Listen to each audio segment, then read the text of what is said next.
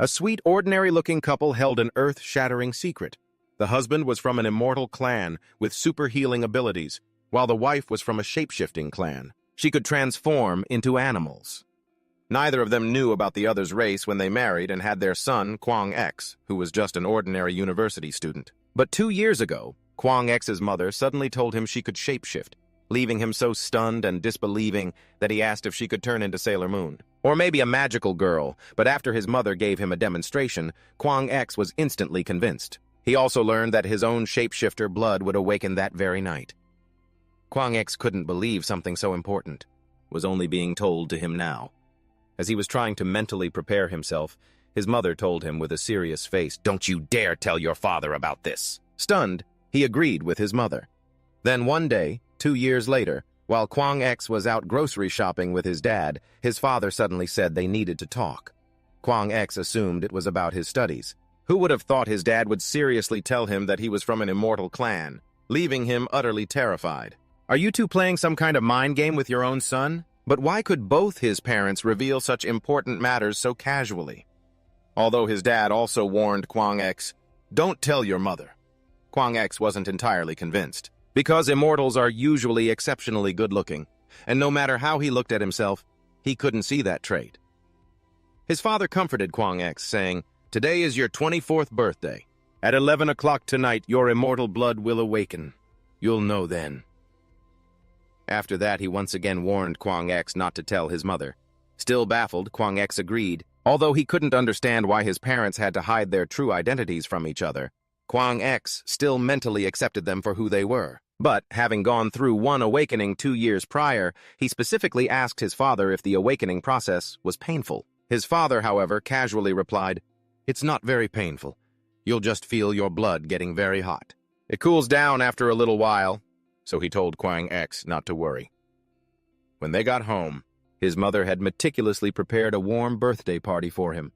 Lying in his bedroom, he watched the clock approach 11 o'clock, thinking about whether he could really awaken as an immortal, after already having awakened as a shapeshifter. What if the awakening wasn't successful? How would he explain that to his father? A giant question mark filled Kwang X's little heart.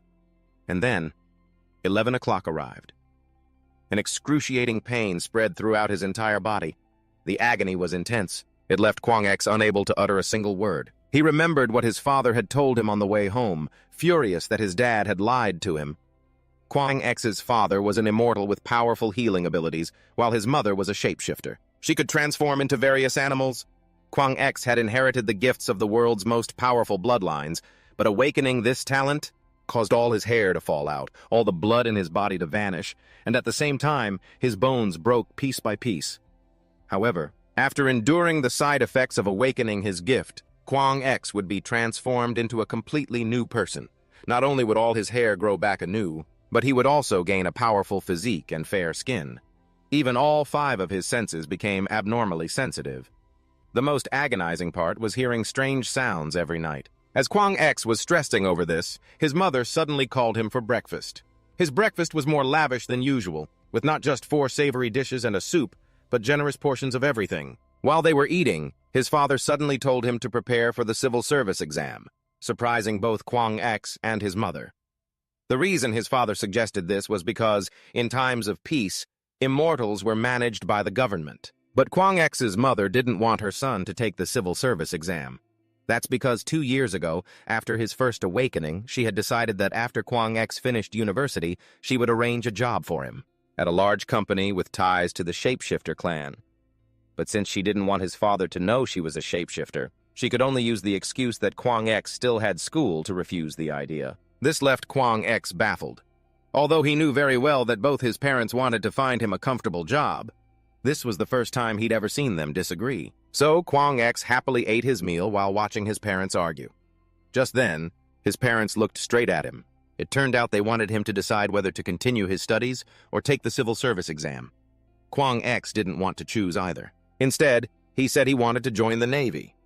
This statement immediately silenced his parents. His mother glared at Kwang X, full of killing intent, as if she was displeased with his decision. But after thinking for a moment, his father supported Kwang X's decision. Hearing this, Kwang X's spirits lifted. He thought he was one step closer to his dream, but unexpectedly, his father changed his tune. "You can join the Marines, but you have to take the civil service exam first." He added that if Kwang X passed, he could help him defer his post to enlist in the Marines. Moreover, it could even get you extra points. After thinking for a moment, Kwang X agreed. It wasn't for any other reason than the fact that his father had been a civil servant for many years. So, listening to his dad probably wasn't a bad idea. Besides, he could still join the Marines just a little later. After his father heard Kwang X agree to take the civil service exam, he said he could find him a tutor to help him pass quickly. The only catch was that Kwang X would need to go to Transformation City for special training every Saturday. The person training him was also one of his father's subordinates. This so-called training, gay, was actually to hone Kwang X's immortal body. The trainer looked at his muscular physique with doubt, because immortals were usually physically weaker than normal people. Only Kwang X knew it was due to his mother's shapeshifter blood, but the trainer, unaware, just assumed it was the result of working out. The two of them quickly entered the training ground. Seeing the ground covered in sharp blades, Kwang X tensed up. He had no idea what kind of training his father had prepared for him, but the trainer didn't start the session for Kwang X. Instead, he started explaining to him why immortals have such powerful healing abilities. First, because an immortal's physical strength is good, their healing ability will also be strong. Second, the more sensitive one's perceptive abilities are, the more levels of pain they can feel. From there, you can identify the location of your injuries, so their training will focus on these two aspects. Although Kwang X understood what the trainer was saying, he didn't understand what the mountain of blades behind him was for. The trainer revealed a sinister smile. He said it was for him to train his body and at the same time learn how to become an immortal. Kwang X was a bit bewildered. "I'm taking the civil service exam. I shouldn't be learning this stuff." "What exam?" The trainer was also bewildered. "Your dad told me you were joining the Immortal Special Forces." Kwang X was completely dumbfounded. "I've never even heard of that." But he knew he had to complete this test. Only then could he become a Marine. So he had no choice but to agree. You would never have guessed that Kwang X, wearing purple polka dot shorts, would have to walk barefoot onto this mountain of blades. The trainer even told him to run a little faster. Then a series of blood-curdling screams reached his ears. Kwang X's legs were covered in blood, but the trainer could still guess from the bloodstains on the blades that he had intentionally skipped a few blades in the middle. However, he couldn't criticize Kwang X. On the contrary, he praised his motor skills. Kwang X's healing ability also astonished the trainer. Normally, a newly awakened immortal would never have such a powerful healing ability. After hearing that, Kwang X was about to take a rest when the trainer unexpectedly told him to run a few more laps while he was still injured, and that he was not allowed to continue avoiding the blades. "It's best if you stomp hard enough to break your leg." This utterly shocked him. Kwang X never expected the person his father found to be so cruel. After that, he ran non-stop. Kwang X's super-strong healing ability also shocked the trainer. He never expected that the person his superior had assigned him to train would be so gifted. But Kwang X was starting to find this self-torture unbearable. So he asked how much longer he had to train. The trainer replied that he had to train until he passed out. Each time he passed out, his pain threshold would increase. Running on blades was to help Kwang X not to faint or feel too much pain on the battlefield. It was horrifying. Then he asked Kwang X, "You're not dizzy yet?" But he knew that with this type of training, Kwang X might never pass out, because the blood of a shapeshifter was too powerful. So he asked, "Is there any other way to pass this round?" The trainer thought for a moment and said, "As long as you can run across the mountain of blades in 6 seconds, you'll pass." Hearing this, Kwang X smiled. Although he could run it in 6 seconds before, he hadn't used his full strength yet. Even though running like that would be incredibly painful, Kwang X would try to ignore the sensation. That way, if he ran with all his might, it would definitely take less than 6 seconds. Seeing Kwang X run like a madman, the trainer's eyes widened. But seeing him panting after finishing, he yelled at Kwang X to run again. But this wasn't because Kwang X took longer than 6 seconds, but because he had forgotten to count the seconds. If the first round was a mountain of blades, the second was even more absurd. "Kwang X, take this." Kwang X quickly grabbed the rope and, with a confused look on his face, asked, "What is this, a dog leash?" Gyeonggi quickly replied, "You'll need it for the second training exercise. Put it around your neck." Hearing this, Kwang X obeyed. He commented, "This doesn't feel comfortable. What are we going to do?" Hearing this, Gyeonggi replied, "Breath-holding training." The words left Kwang X frozen on the spot. His body trembling, he stammered, "Then this is—" The man cut in. "That's right." Jung-gi held up a remote in his hand. He explained, "When I press this button, your neck will be constricted." He continued, "Don't take it off. Put it back on. You've already run on a path of blades. You're not just going to go home now, are you?" Hearing those words, Kwang X slumped to the ground in anger. He exclaimed in frustration, "Couldn't you just have me hold my breath underwater to practice?" Hearing that, the man replied, "You think that's enough? This training is also about enduring strangulation. If you pass out during a fight, you're done for." Jung-gi continued to explain to him, "Just like with the blade exercise, you're focusing a lot on passing out. After horrifying years of war against special species, normal people have learned how to face us. But shouldn't the reverse also be true?" He suddenly let out a sigh and said, "We used to train by hanging ourselves from trees. The world is getting better." Hearing this, Kwang X cursed silently in his head. "Don't say it's getting better based on something like that." He gave a slight smile and asked, "What's the condition for passing?" Gyeonggi replied, "There is none. You will pass out, but you should be able to endure for at least 5 minutes." Hearing this, he replied calmly, "5 minutes, got it." The man continued his explanation. "Furthermore, I recommend you don't try to force the collar off or steal the remote unless you want a hole in your chest. However, that could also be a form of training." Hearing this, Kwang X said firmly, "Understood." Instead, Gyeonggi asked him a question. "So are you ready?" Kwang X replied, "Yes." Gyeonggi pressed the remote. "All right, let's begin." His groans echoed endlessly. Kwang X clutched the ground in agony as the collar around his neck slowly tightened. His face turned pale from suffocation. Kwang X struggled on the ground, looking pained. His trembling hand slowly reached for the collar on his neck. Gyeonggi approached and sharply struck his hand with a stick. He warned, "I see you can still hold on." Gyeonggi walked away. "But if not, then you just have to collapse right there." He was in immense pain, his whole body trembling as he cursed silently.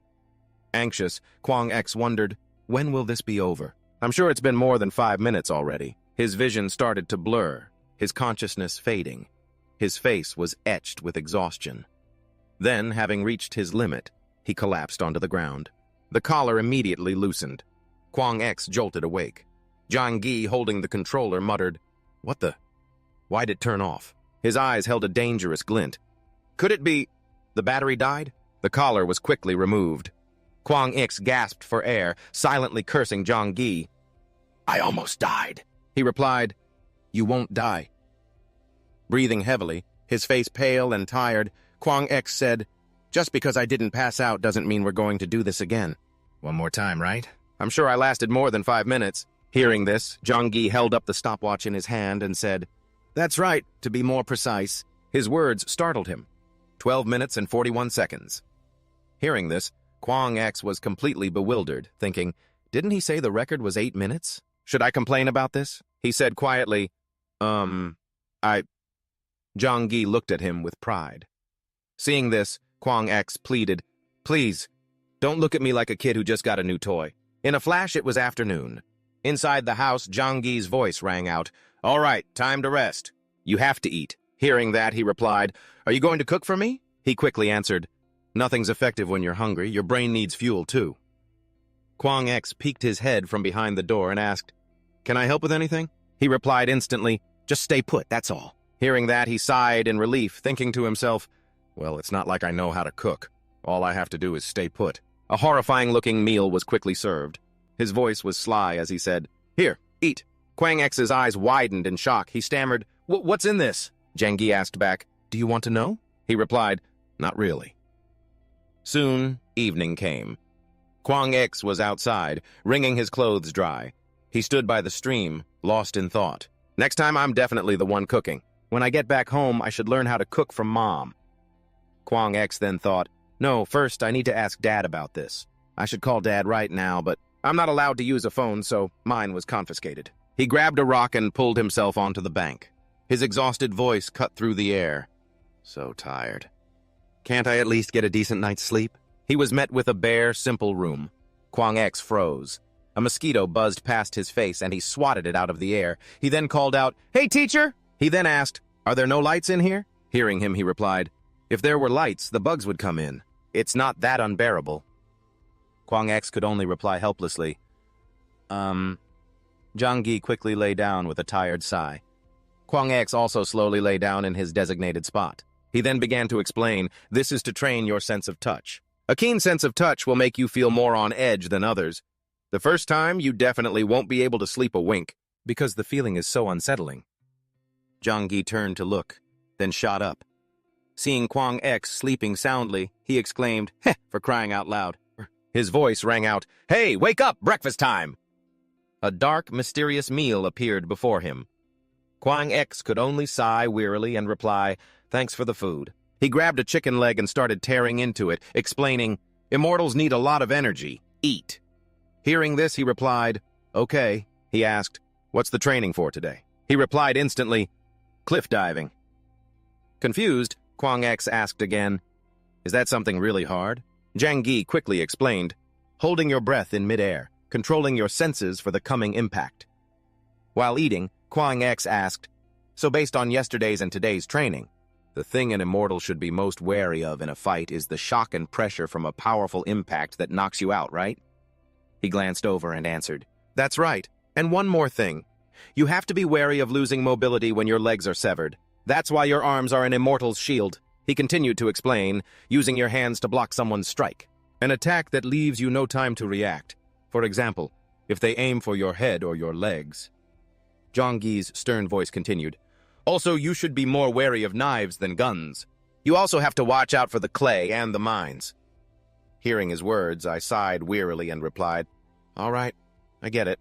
Such outdated examples. These days, enemies come from other worlds. Annoyed by how I was eating, he yelled, "What are you picking at? Hurry up and eat so we can get back to training." My horrifying days of arduous training began. Kwang X was pushed off a cliff, just like that. "Jump now!" I was forced to run for training. In a flash, the time was up. I had completed all the training sessions, and the next day, I took a bus home. Kwang X quickly made a call. The other end picked up immediately, and a voice rang out, "Hey, son!" Hearing this, he quickly replied, "Dad, did I really come to the right place?" Hearing this, the other end replied, "Why? Did something happen?" Kwang X let out a weary sigh and answered, "That guy made me jump off a mountain." Ho quickly replied, "Son, that's nothing. You're an immortal. You won't die that easily. That means you can be harsh with your body." He continued to explain, "That's how you find your own limits." Hearing his father's words, he silently contemplated everything he had discovered. "My body really is durable. After all, I haven't passed out there even once." Ho spoke reassuringly, "In any case, you did well. Go home and get some rest, okay?"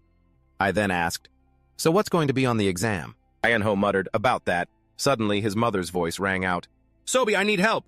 "I've got to go," his dad said. "We'll talk later, okay?" With that, he hung up. Seeing this, Kwang X thought to himself, "Well, it's not like hearing about it would change anything anyway. I'll just rest like Dad said." Images of relaxation immediately filled his mind as he thought about going home. I'll take a bath, have fun playing games, play my PS, lie down refreshed, enjoy a delicious meal cooked by Mom, have a good night's sleep, and just sleep in my own room forever. Not a single mosquito for 20 hours. His face was full of bliss as he thought to himself, "That's right, a perfect place to rest." Kwang X's mom spoke up, "You can bathe later. Let's go somewhere with your mother."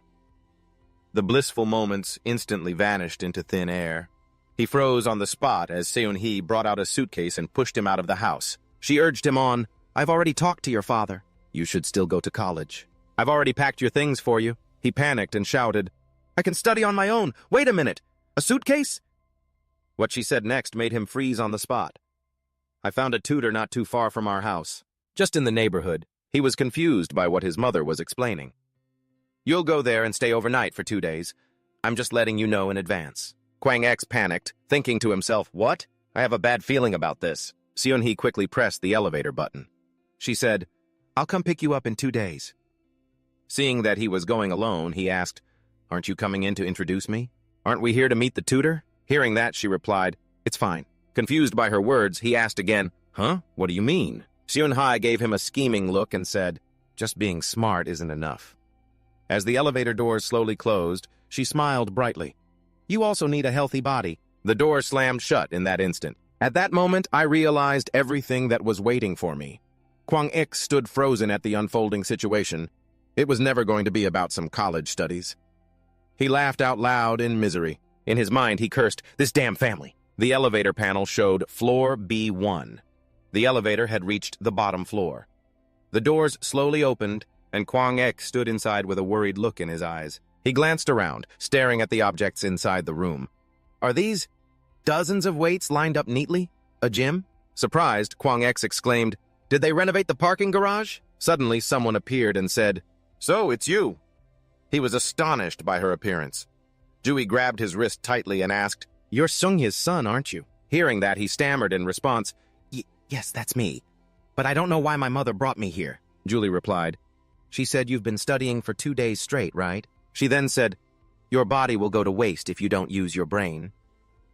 Kwang Ek thought about what had happened, his face filled with fear.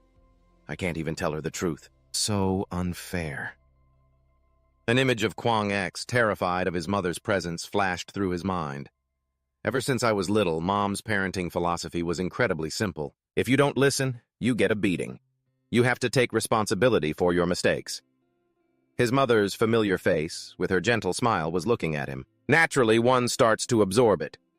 The two of them stood in a ring, facing off against each other. If I defy Mom, I'll be beaten black and blue. Back to reality.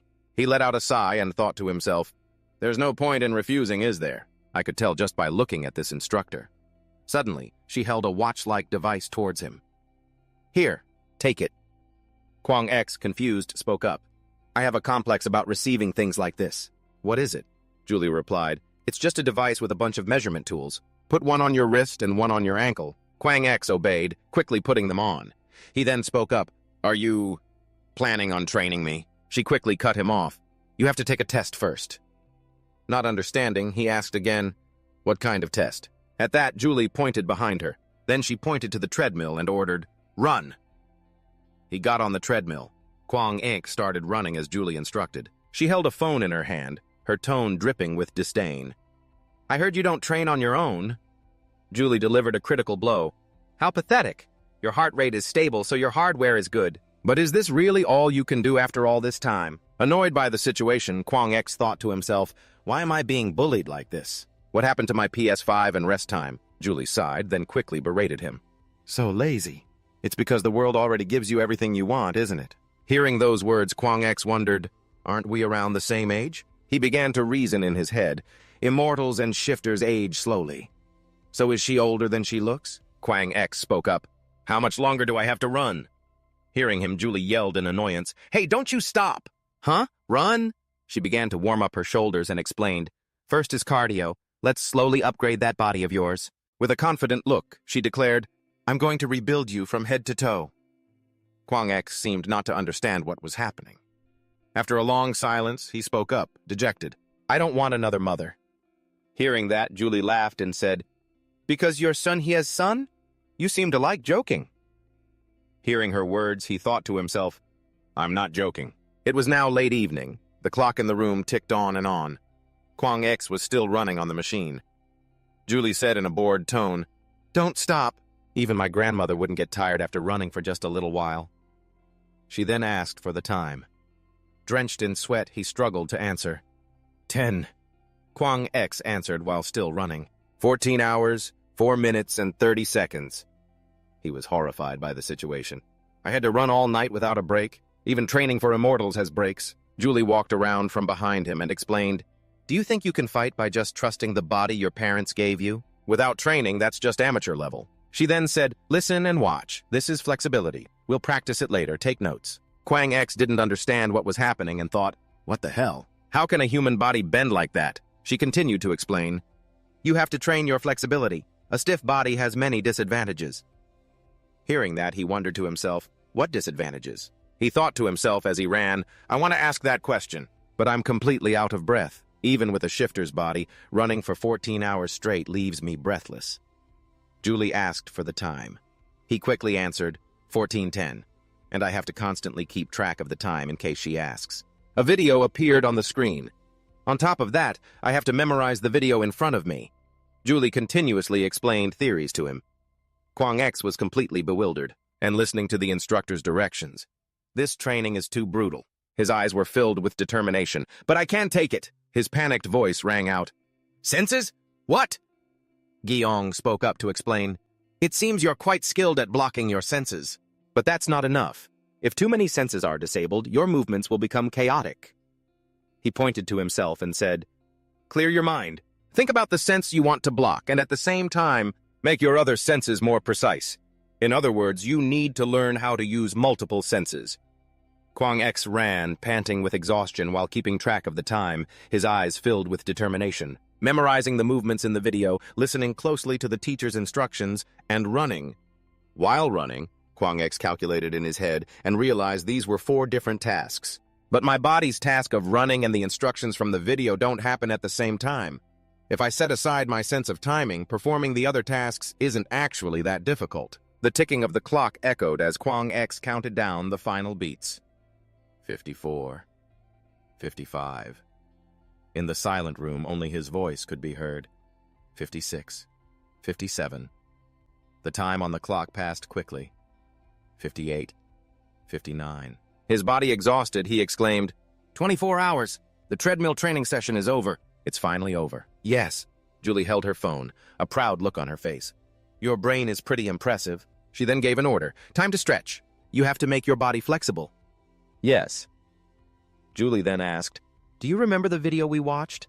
I'll demonstrate, so just follow my lead. With that, she quickly knelt down. Her body then twisted backwards in a circle as he stood there watching, completely astonished. Is that cheating? How can a body be that flexible? She then commanded, Now you try. Yes. Kwang X quickly tried to practice, but his body trembled, unable to bend. Julie told him, Don't push yourself too hard. Flexibility takes time. She continued to explain, We'll increase your range of motion little by repeating one pose every single day. To put it simply, we're going to slowly tear your muscle fibers. Hearing those words, he thought to himself, So, healing after tearing the muscle fibers is how I increase my flexibility. Kwang X took a slow, deep breath. Then, I don't have to do it little by little, do I? Because an immortal heals very quickly after being injured. And with that, Kwang X forcefully bent his body backward. I just have to endure the pain for a moment. Julie was horrified by his action. She cried out, Are you okay? He replied, Yeah. Julie scolded him. I told you not to push yourself too hard. Who taught you to be so disobedient, huh? He suddenly grinned, looking at Julie with confident eyes. But I did it, didn't I? Hearing that, she let out a sigh and replied, Humph, you really are an interesting guy. She then announced, That's enough for today. Now let's eat. A giant pork leg appeared in front of him. Stunned by the sight of it, Kwang X asked, Are we eating a whole pig?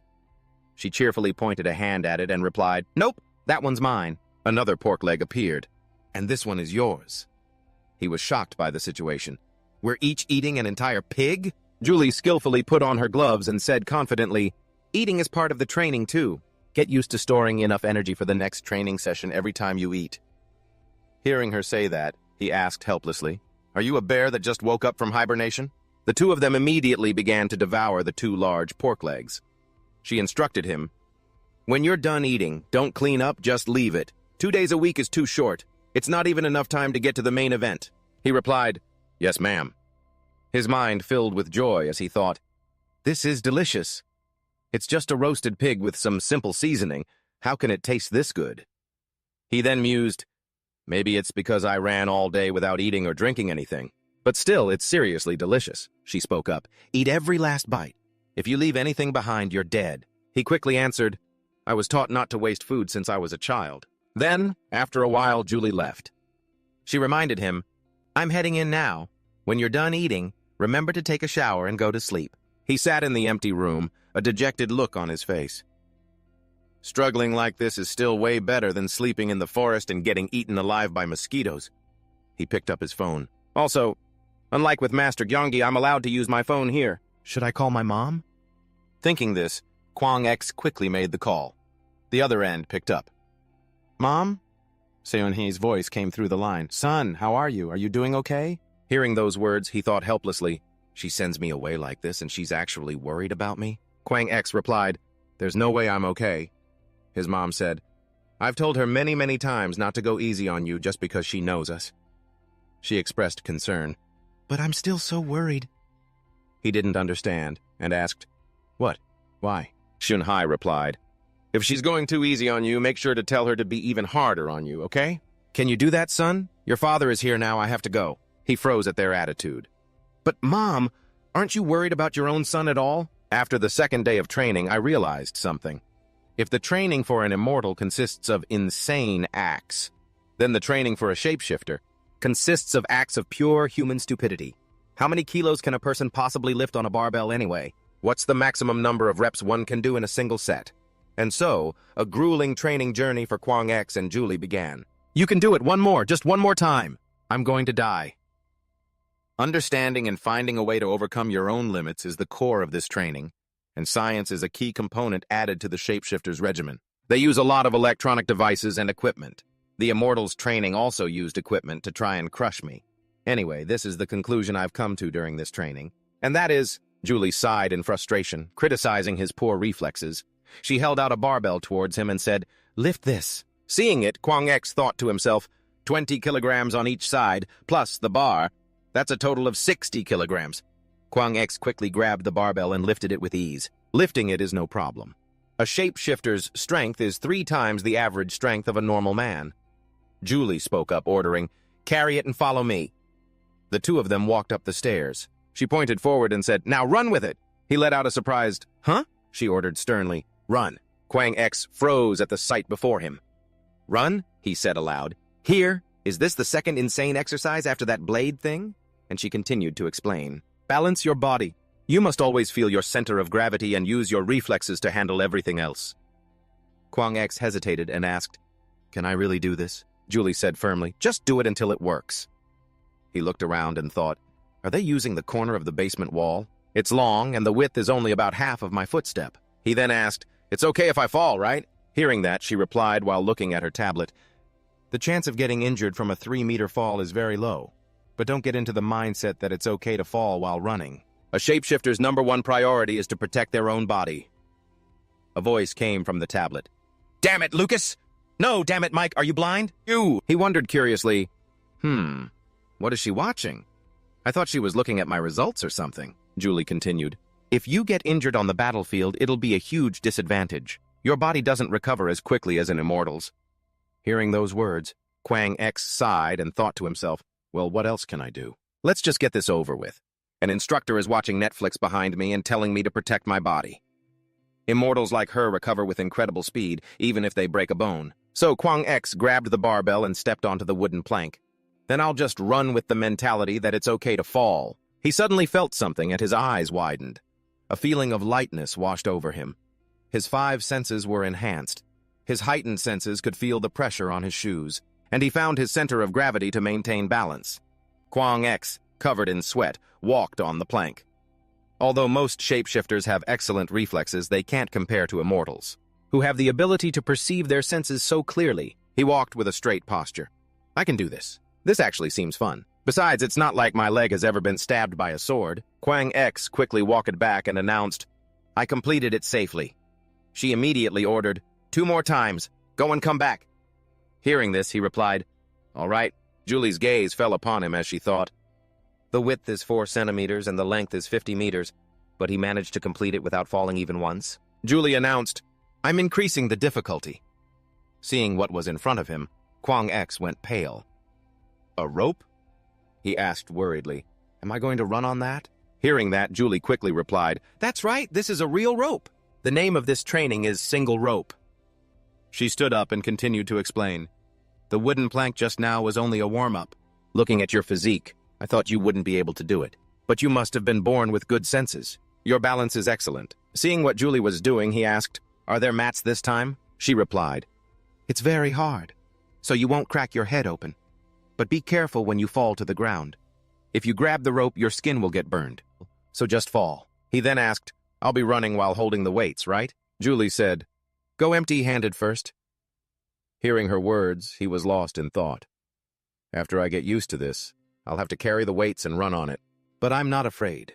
Compared to the Immortals training, this is still a piece of cake. His eyes became determined. But in terms of difficulty, this part is hell level, much harder and more complex. Kwang X began to walk on the rope. He felt a bit tense, but the rope was taut and didn't shake much. It's not like falling from a cliff, and there's no strong wind blowing. There are mats laid out below, which gave him some peace of mind. There are even mats on the floor. Kwang X's eyes filled with confidence. Something like this is nothing to be afraid of. With that thought, Kwang X started running fast. Just run! The faster he moved, the more he wobbled. He calmed his mind and thought, maybe I should slow down. He moved step by step on the rope. His steps were light. He gradually picked up speed, as if he were leaping. Kwang X moved nimbly on the rope. Julie's eyes watched him, filled with excitement. That day, the instructor looked at me as if I were much more interesting than the video she was watching. And she made me run on that single rope all day long with the barbell. Time passed, and the next day arrived. Yuki said her goodbyes. See you next week. Kwang X bowed respectfully to her. As the car began to move, Seon-hee's voice rang out. Kwang X, she asked, aren't you curious why I'm making you do all these things? He quickly replied, of course I am. Her tone turned cold. Because I can't stand seeing my son get beaten up like that. Her next words left him stunned. You need to learn how to use your body properly. You're too weak right now. Kwang X thought to himself, weak? Who are you calling weak, Mom? If my friends heard you say that, they'd pass out from shock. My nickname at JL High is One Punch Man, you know. Kwang X was lost in thought. Well, if this is how things are, I guess I'll just have to train a little more. This way, when I get into LDT, I'll at least be an asset and not a liability. Although, what Mr. Gyeonggi said about the special power of immortals has really got me thinking. He steeled his resolve. I can definitely get into LDT, right? Around 10 bowls, all eaten clean, were strewn across the table. Thanks for the meal, Mom. Seon-hee approached her son with a worried look. Son, have you been starving these past few days? Hearing this, he replied, after these last 4 days, I've realized just how precious your cooking is, Mom. Kwang X then added, oh, right, Mom. I want to learn how to cook. Seon-hee, confused, asked, cook? He quickly found an excuse to explain. Lately, sexy men who know how to cook are the trend, you know. Please teach me how to cook for my future wife. Hearing his reasoning, Seon-hee seemed convinced and turned away. A sexy man who can cook, huh? Not bad. But first, don't you need to actually be sexy? Looking his body over with a judgmental eye, she said, with your current physique, you'd probably just be a fat man who can cook. Hearing her words, Kwang X muttered, Mom's always such a comedian, isn't she? Seon-hee's tone suddenly turned serious. I am being serious. So stop relying on your shapeshifter's body and eating all day long. Seeing this, he quickly tried to change the subject. Anyway, let's get back to cooking, Mom. His mind flashed to an image of Gyeonggi. My reason for getting that food is because I am a nature lover. And Mr. Gyeonggi's eyes began to sparkle. His mom replied, all right, fine. Hearing that, he cheered with joy, thinking to himself, yes, now that the food issue is solved. Kwang X looked up, his head full of thoughts. Training, huh? There's nothing I can do about that myself. What will we do next week? Will it be the same as this week? He thought, or maybe some new kind of training. Meanwhile, Gyeonggi was sharpening his blade, his mind deep in thought. Tisk, either way is fine. Gyeonggi's face was filled with excitement. Or will it be even harder than what I did this week? His piercing scream echoed through the mountains, sending birds scattering into the sky. His hands were stained with blood. After a 4-day rest, the master had said that the previous training session was just covering the basics, provided separately from the standard entrance requirements. Kwang X clenched his fists. In other words, it was just an endurance trial. My stamina is still lacking. I need physical conditioning, so now these are the mandatory courses. He immediately sat up, scratching his head. I figured as much from the previous sessions. Kwang X held up his hands and looked at them pensively. This might be training suited for a shapeshifter, but aside from the excruciating pain, this course is still more bearable because it ends rather quickly. Of course, from a distance, Gyeonggi's voice echoed, Hey, if you're finished down there, get up here now! The problem is, this is all just the basics. He grabbed the blade in his hand and began to speak. A key trait of an immortal is regeneration. Getting shot is no big deal. Even if a bullet passes right through you, you just have to regenerate the flesh and you'll be fine. But when it comes to weapons that don't rely on firepower like this one, it's a real pain. It takes time to regenerate a severed limb. Hearing this, Kwang X replied, So that's why you told us we had to be careful. Gyeonggi's face was full of smug satisfaction as he swung the blade through the air repeatedly. You can withstand attacks that cause minor damage, but against strikes like these, you have to dodge. Seeing that, he grew anxious. Oh, man. He's swinging it around like some kind of murderer. Staring at the blade, he asked fearfully, "So the reason you brought that blade out is—" Gyeonggi shot back, "What do you think? I thought you were a smart kid. That's right. This training is the next phase of blade practice, so you're going to dodge this blade." His tone was menacing. "Deflect it, or you'll have to take it from my hands." He unleashed a flurry of slashes. Kwang X dodged left, then right to avoid the attack. He leaped backward. Gyeonggi's gaze was firm as he instructed him. "The objective here is to evade major damaging blows. If you can't evade, then you must minimize the damage you receive. You can't dodge everything, so you'd better get used to it. You seem pretty nimble." I started to hear those words again. It's annoying. I wonder how I'm supposed to dodge all this. Next, he replied, "All right." He stomped his feet hard on the ground and rushed forward. Swish! He swung his blade straight into my body. Blood oozed out as he immediately started attacking different parts of my body. Then he said, "If I aim for your thighs or calves, use your shin bones to block the blow." Gyeonggi slashed hard at his wrist or deflected it to the side. Swish! With this body, Kwang X immediately backed away, trying to think of a way out of this fight. No matter what I do, I'm still going to get cut by that sword. At least I've gone through this sword training before. His regenerative energy instantly healed the wounds on his body. Seeing this, Gyeonggi's eyes filled with determination. "Your regeneration is pretty good. Let's keep going." With that, he immediately ran at full speed, charging towards him. Swish! Blood started spraying everywhere. Kwang X collapsed to the ground, crying out in pain. Seeing this, the man spoke up. "Blood loss, it's one of the weaknesses of an immortal." Hearing this, he struggled to reply. "So that's why you brought those blood packs? For a transfusion?" Gyeonggi calmly replied, "That's usually the case. It's still better to stop the bleeding first." Kwang X was horrified, thinking, "Wait, are you seriously going to do that?" "Just kidding." Then he turned to leave. "Let's rest and get something to eat." Hearing that, he asked, "What are we eating today, sir?" Gyeonggi replied, "What are you planning to make? Instant noodles?" "No." The backpack fell to the ground. Ingredients were carefully chopped on a cutting board. A delicious-looking pasta dish was served. "This is spaghetti bolognese. Kwang X, my mom's secret is, if you want to make a tasty dish, then cook something with a lot of sauce." Gyeonggi used a fork to taste the dish. He then praised it. "This is good." Hearing this, he replied, "At least your sense of taste is still normal, huh?" The man snapped. "What?" Kwang X stammered, trying to explain. "No, It's because immortals have enhanced senses. Even though your sense of taste is very sensitive, you can still eat things like this." Hearing this, the man began to wolf down the food and said, "Cooking is also a form of training." He replied helplessly, "You call this training?" Gyeonggi ate faster and faster. "It helps us recover our stamina." Hearing this, he could only reply, I get it. Eat slowly." Back at the training area, the man spoke to him. "Let's add one more thing." Confused, he asked, "Add one more thing?" Gyeonggi slowly approached him. "You're used to taking blows with your forearms, so—" Swish! Gyeonggi immediately lunged forward, attacking him.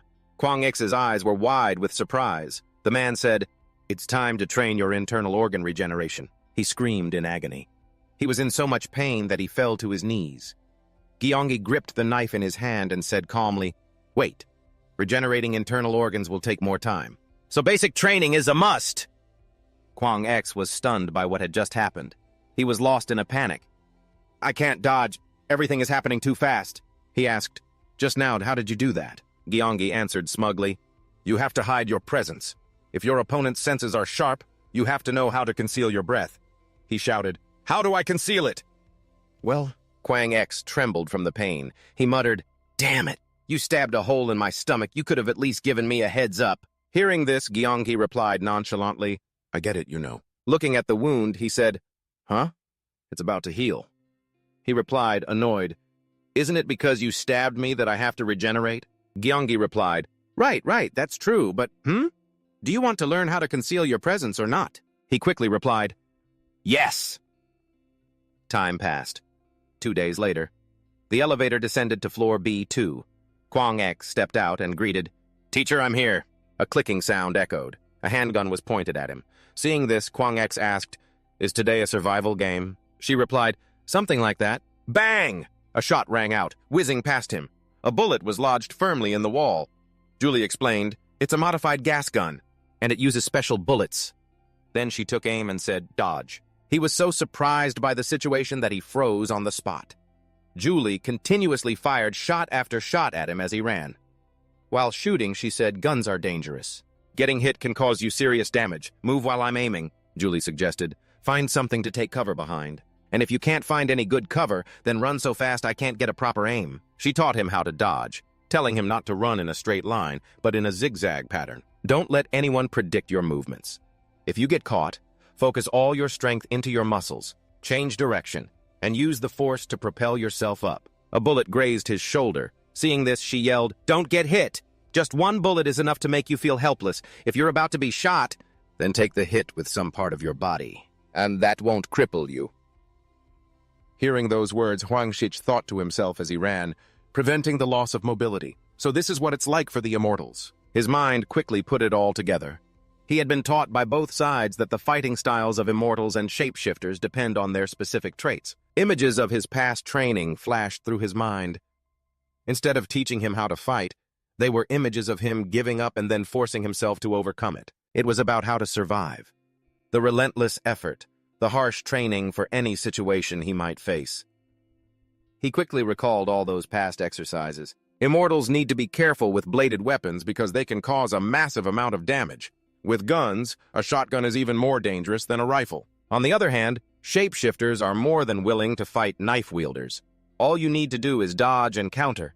The reflexes and strength of a shapeshifter allow for that kind of combat. For them, a shotgun might be a bit easier to control since its spread is so wide. You just have to get close to them and then it's game over. They just need to keep as much distance as possible to make hitting them impossible. Shapeshifters can't regenerate, so their movements are calculated, all with the intent of taking zero damage. His heavy panting echoed as bullet casings littered the floor. Julie spoke up. "All right, training's over." He looked around and wondered, how are we supposed to clean all of this up? She quickly ordered, "Get up and run to that tree over there." He replied, "Okay." Kwang X thought to himself as he lifted weights. At least this kind of physical training is better than stupidly injuring myself. He started walking on a tightrope. Suddenly, the silhouette of a hideous creature appeared behind him. Kwang X sensed it and grew anxious. The rope began to shake slightly, and he fell hard to the ground below. With a panicked look, Kwang X whipped his head around. Only Julie was standing behind him. Her eyes widened in surprise as she exclaimed, "You?" Her next words sent a chill down his spine. "You could sense it?" Kwang X asked blankly. "What was that?" Julie walked towards him, explaining, "That was bloodlust." "I see you can feel it." The boy looked disgusted. "Don't do that again. It feels like my heart is going to explode." "I don't like it one bit." Despite this, she released her killing intent once more. "It'll be fine once you get used to it. And if you can do something similar, things will become much easier." Kwang X's face darkened with fear. "Let's continue training." And so it went on.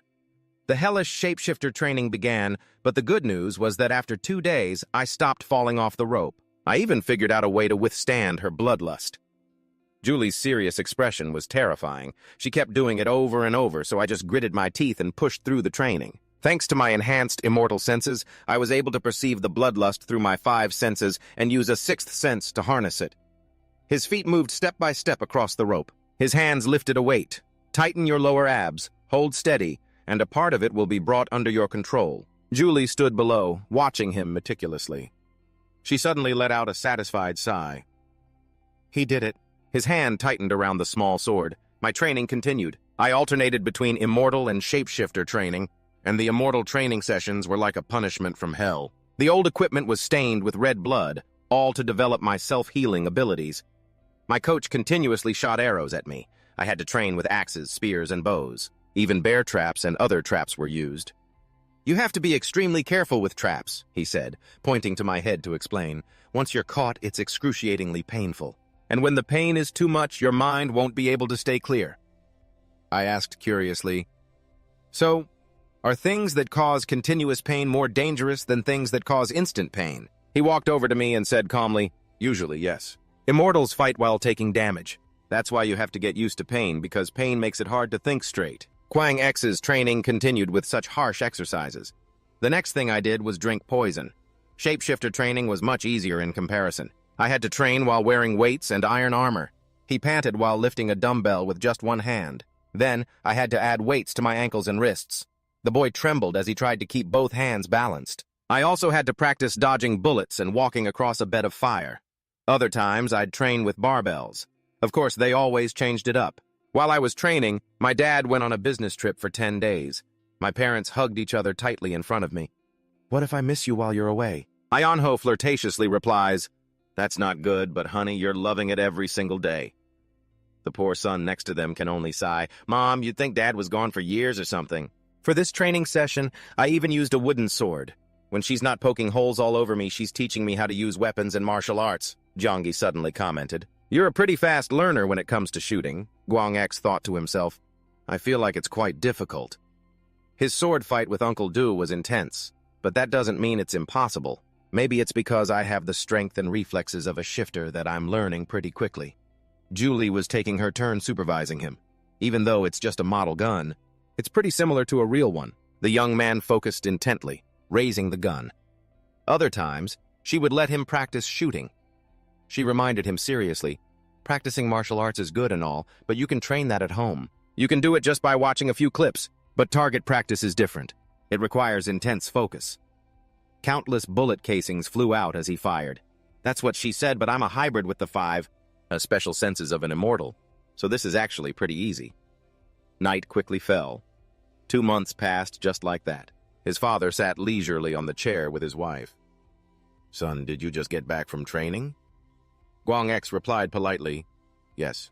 I got a week off after some tough training, but it's making me antsy. Don't tell me my body doesn't want to be in pain. I hope not. Both of them looked at him with expectant eyes. You seem much stronger now. Good job, son. After that, they started getting all lovey-dovey again. He gets that from me. That's because he's smart, just like you. I could only laugh it off. I'm so used to how incredibly passionate they are. Still, why don't I have a little sister? Guang X tossed his clothes into the hamper beside him. The young man looked at his reflection in the mirror. He leaned his hands on the edge of the sink as a few jealous thoughts suddenly surfaced in his mind. How come I don't have a girlfriend? It's not like my standards are that high. So why can't I find anyone? I don't want someone overly healthy and sexy like my mom, just someone cute and mature. But she has to be a little charming, too. And if she knows how to cook, that would be amazing. It'd be nice if we had some common interests, but if possible, I'd want her to look really good in jeans. And if I could ask for more, I'd want her to be smart and sensible. Just then, Sunhee's phone suddenly vibrated with a call. She immediately stood up and told her husband, I'm going to see Himi's mom for a bit. He was surprised. At this hour? She quickly explained. Her kid is going through puberty right now, so she must be so stressed out. Yeonho quickly understood the situation. That stressful time. The door opened and closed softly as Sunhee left. Yeonho glanced meaningfully at the phone beside him. Guang X, finished with his shower, came downstairs with a wet towel.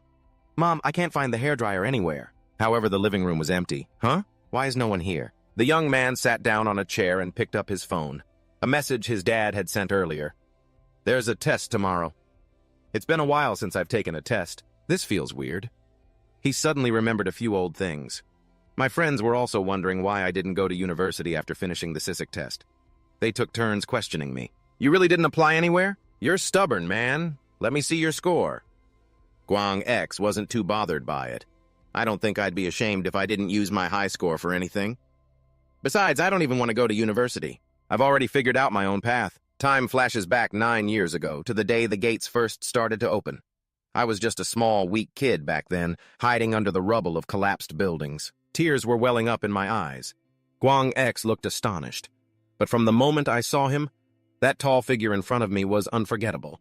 Fighting against countless invaders, I decided that I had to be like him. He leaned back with a small smile. My mom would be so sad if she knew. She said she wanted me to have a normal life, like before I awakened. Where did she go anyway? At that moment, the lights of the convenience store were still on. Someone's voice called out. Jo-Yi walked over, waving her hand. Kang Seun-hee. She started the conversation. What excuse did you use to get out of the house? She looked over at her friend. I said I had to visit my parents who live nearby. The two of them stopped at a place where they could talk conveniently. Aren't you curious at all? Sunhee's mom elaborated. About your son. The other person took a sip of water and replied, You never ask what your son is up to. She clicked her tongue softly. Tisk, I just want my son to do well with that hybrid blood of his. No. A hybrid of a shifter usually loses half of the shifter's abilities, she said, looking ahead thoughtfully. That's why I don't ask, because I'm worried. Elsewhere, a surprised voice came from a phone. Huh? What? Are you serious? Ion-ho was on the upper floor threatening that person. So you want me to cut off your limbs, is that it? How about I throw you into the sea? The person on the other end of the line retorted. You really don't know, huh? I thought you wouldn't have called me because you already knew. Kwang X's father replied, confused. What are you talking about? But the person cut him off with an assertion. He's abnormal.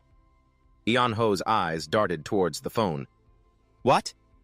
Meanwhile, Seon-hee was still pouring her heart out to her friend.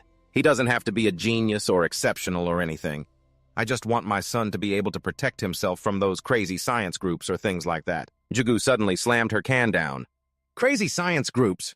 There was one a long time ago. Those bastards were always trying to create special species by combining other species with purebloods. The words filled with hatred were spat out. An abnormal. Seon-hee beside her agreed. Yeah, and they failed. They ended up creating monsters with the powers of both species. She seemed a little uncomfortable talking about it. There's only one conclusion to draw from what they did. It doesn't matter if you're an immortal, a shapeshifter, a superman, or whatever. If you try to create another species from humans, it only ends up weakening the power of the original species. Hearing this, Julie suddenly burst out laughing. You're lucky, you know. Her friend was surprised. What? Julie looked her straight in the eye to confirm. Your son is much more special. But Ion-ho, hearing that news, was also stunned. Abnormal? Does that mean my son is weaker by half? I thought my son would be at least over half since my blood is dominant. Kwang X's coach retorted. No. On the contrary, he has so much potential. He's a prodigy, with potential I've never seen before. I even taught him how to hide his abilities. The boy's father froze in shock. Really? Over on the other side, Julie was reaching her conclusion. His body, you'd have to call it perfect. But more than that. She seemed more interested in what came next. More than that, she immediately continued. He has a fantastic noggin. Seon-hee got a little angry. Don't use that word. But her expression changed to astonishment when she heard everything else she said. He's intelligent and incredibly talented. He even learned bloodlust. Ion-ho was feeling the exact same way. If you're lying just to flatter me, I'll have you smelling dirt for the next 2 weeks. Seon-hee, meanwhile, was wary of Julie. You're not being very funny. However, in response to the threat came Julie's firm words. I'm serious. Your son is very talented. The female coach smiled sincerely. Your son is a genius. Kwang X's father's lips curled into a slight, silent smile. His mother had the exact same expression. Both of them, filled with joy and happiness, thought to themselves, that's my boy. Kwang X woke up from a good sleep with a long yawn. Good morning, Mom. The young man rubbed his eyes and asked, Where's Dad? Seon-hee was busy preparing breakfast. He left for work early. You should wash up and eat soon, too. He was a little surprised to see the lavish meal. Okay, huh? Whoa, is today some kind of special occasion? As she brought out the food, she replied, Of course, today is a very important day. Her son suddenly remembered. That's right. He immediately thought of it. Today is the civil service exam. Seon-hee had said enthusiastically, To make the most of your brain's potential, you need to make sure it has enough glucose. That's why people usually just think of things they can just mix with water. Basically, it just means eating something sweet in the morning. So, you don't need to eat a huge pile of food for breakfast. But instead of easily digestible food, just like with the CSATs, you'll get sleepy if you eat too much, or suddenly need to run to the bathroom. Kwang X replied quietly, Yes. Although the training I've gone through had nothing to do with using my head. It was survival training. In his mind, all he could see was a horrific scene. In reality, rivers of blood. Some kind of special immortal test day. The 8 plates on the table were cleared in no time. Thanks for the meal, Mom. Yes. Seon-hee followed him to the front door to ask, Are you ready? As the young man got ready, he reassured her. Yes. I studied so hard that the material even came out in my dreams. I dreamed about having my legs cut off and my organs pierced. She mumbled sorrowfully. If you fail, your father will be very disappointed. Her words surprised him. Kwang X turned his head back to look at his mother with understanding. I get it. She doesn't want me to become a civil servant, but she doesn't want me to fail either. She wants to cheer for me, but she's worried about the shapeshifter part of me. He then confidently declared to her, Don't worry, Mom. I'm an immortal too. His mother proposed very casually. Oh, really? All right then. If you fail, we'll see each other in the boxing ring. Remembering her strength made him shudder. That's a bit... I just thought of something I really didn't want to think about. Seon-hee returned to her usual gentle demeanor and smiled. If you don't want that to happen, then you'd better pass. Kwang X cheerfully promised, Yes, I guarantee I'll pass. The young man stepped outside and pressed the button for the first floor in the elevator. He hummed a little tune to himself while he waited. Listening to music is the best way to deal with stress. He was suddenly startled. Wait. With the precise senses of an immortal, a pang shot through Kwang X's throat in reaction. The elevator reached the 13th floor as I was humming a sweet tune. I don't know why I kept saying things that were the opposite of what I felt in my heart. And looking back now, I truly regret it. From now on, I'm going to tell you that I've loved you from the very first moment. When Hai-min accidentally took her phone to the elevator and heard everything, well, that's just how much I've loved you. He also sensed something wasn't quite right and stopped immediately. The girl sighed and put her phone aside. If you want to confess to me, you don't have to sing. You've already got that face, so you don't need to be a good singer. His attitude changed in an instant.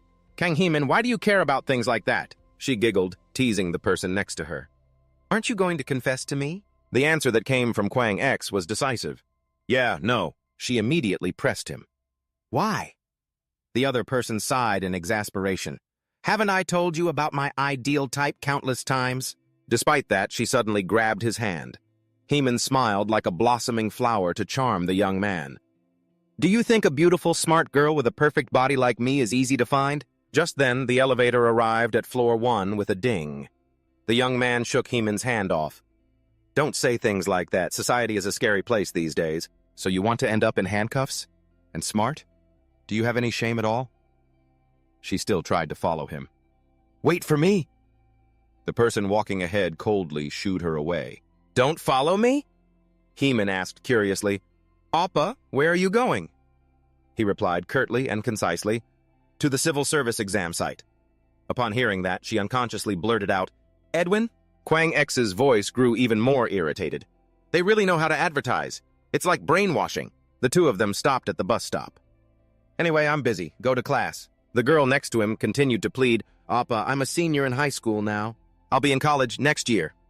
He replied nonchalantly, Congratulations. When you get your ID card, don't waste your life on beer and liquor. The girl immediately retorted, You know you're only 1 year older than me, right? The young man immediately shot back, See the age difference now? Hee-min stammered, flustered, No, that's not what I meant. She practically glowed, showing off her charms. I'm at an all-girls high school now, but I don't want to go to an all-girls university next year.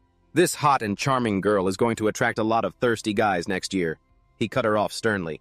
You should focus on your studies first. Your mom is really worried about you. Hee-min tried to persuade him. But we're dating. You should help me study too. That's what having a smart boyfriend is for, to take advantage of him for things like this. Kwang X walked straight onto the bus with a wave. Who's your boyfriend? The poor guy had just hit the self-destruct button. Left behind, she was incredibly bitter. Get lost! He got on the bus, but was still a little wary. Kang Hee-min's specialty, the damn high kick. Miss High Kick is a high school senior now and still hasn't changed a bit. The bus wheels quickly started rolling, moving swiftly down the road. It stopped at a red light. The peaceful scenery around was just as it always was. Before long, he arrived in front of a tall, multi-story building. Kwang X stood outside the entrance, lost in thought. 7:50. The exam doesn't start until 9, so I'm a bit early. Where should I go now? In the end, he decided to go inside the building. Hello! A cheerful employee stood up to greet him. Yes, what brings you here today? He quickly explained the situation. I heard there's a special exam being held today. A man who was already waiting nearby spoke up. Are you a test taker? Kwang X turned to answer. Yes. The man stared at him with a menacing aura, unconcealed suspicion in his voice. Can I see your examination admission ticket? This made him nervous, too. Why is he staring at me like I'm some kind of fraud? They checked it very quickly before giving him instructions. Here you are, Du Kwang X. Yes, it's confirmed. Please use the elevator to go to the 9th floor. Kwang X stepped out of the elevator, puzzled. This is it? The next guide was already there. Are you a test taker? He answered, as expected, yes. The woman made a request. Let me see your documents. She held 2 different pieces of paper in her hands and looked at them thoughtfully. Yes, confirmed. She pressed a button, opening a door. Go to the last room inside. Kwang X politely complied, but was starting to feel a bit annoyed. All right, what a hassle. Are all immortal exams like this? His footsteps echoed through the empty hallway. The place was designed very minimally, with many rooms. He stopped when he reached the so-called Special Examination Center. He stopped walking. This room? The young man stood still for a moment to assess the acoustics. It must be a chaotic, bloody mess in there, but it's in the middle of Yewido, the old guard. Is this the power of the world government? His resolve hardened. All right, focus. When I open the door, knives might fly out. Dodging them might be the condition to enter the exam center. The door slowly creaked open as he remained on high alert. But I'm sure it's something horrifying. Just like the training I've been through, waiting for me. But surprisingly, the inside was spacious and tidy. It's not? The only person in this room spoke up.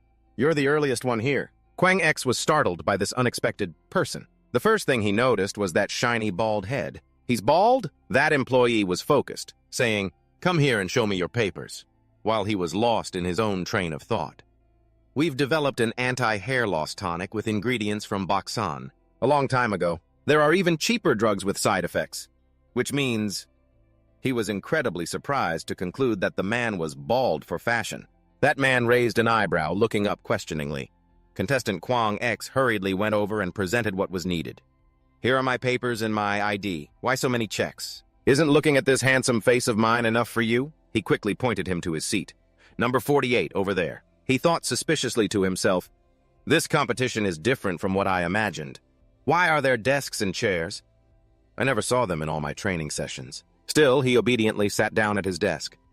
Once the exam really starts, who knows what could happen? That bald guy might suddenly pull out a knife and charge at me. He clasped his hands together and stared intently. All right, focus until the very end. A murderous aura began blazing from Kwang X's desk. This way, nothing will catch me by surprise. Time passed quickly, and the other contestants around him arrived and took their seats. Some held books, muttering nonstop, but others used notebooks to review everything. Sweat started to pour from him. Du Kwang X, male, 20 years old, was currently experiencing the biggest shock of his life. That man stood up, holding a pen. I'm sure everyone brought one, but does anyone not have a pen? He paused to look around the room for a moment. Kwang X hesitated for a long time before daring to raise one hand. The man immediately sized him up. And who the hell are you? Even he was at a loss for words. I knew it, huh? Du Kwang X sensed something was wrong but couldn't say a thing. He suddenly recalled old memories. I don't know since when I started preparing for this exam. Not just my mom, but my dad also reminded me. The extra lessons for the exam were just a string of days of continuous, unending suffering. The boy ran until he collapsed, trembling in pain, but I still poured my heart into it. My trainer was even ruthless, cutting and slashing me, all to pass this exam. Kwang X's face clearly darkened. However, the proctor's announcement rang out. The exam will begin in 10 minutes. He was the first one to arrive and spent 50 minutes just staring into space. So he was panicking. I've come to the wrong place. He couldn't stop sweating bullets at the man's words. I'm sure everyone has a pen, but is there anyone who doesn't have one? He could only think miserably to himself. My last hope has been extinguished. The other man handed him the pen quite normally. Take it. He stared at the pen for a final check. A normal pen? I guess I'm taking a written test after all. Kwang X looked around the exam room curiously again. The atmosphere here is just like other testing centers. But what are they studying? If I ask to see what they're looking at, will I get yelled at? Their faces shone brightly in his mind. I noticed it earlier, but everyone here is gorgeous. The men have this really attractive, rugged look. Some of them could even be idols. The young man turned back to his seat, but his eyes were still glued to someone. Among all of them, the most attractive one is. The tall young man with the broad back next to him made him incredibly jealous. Damn this guy. My God, even his hands are beautiful.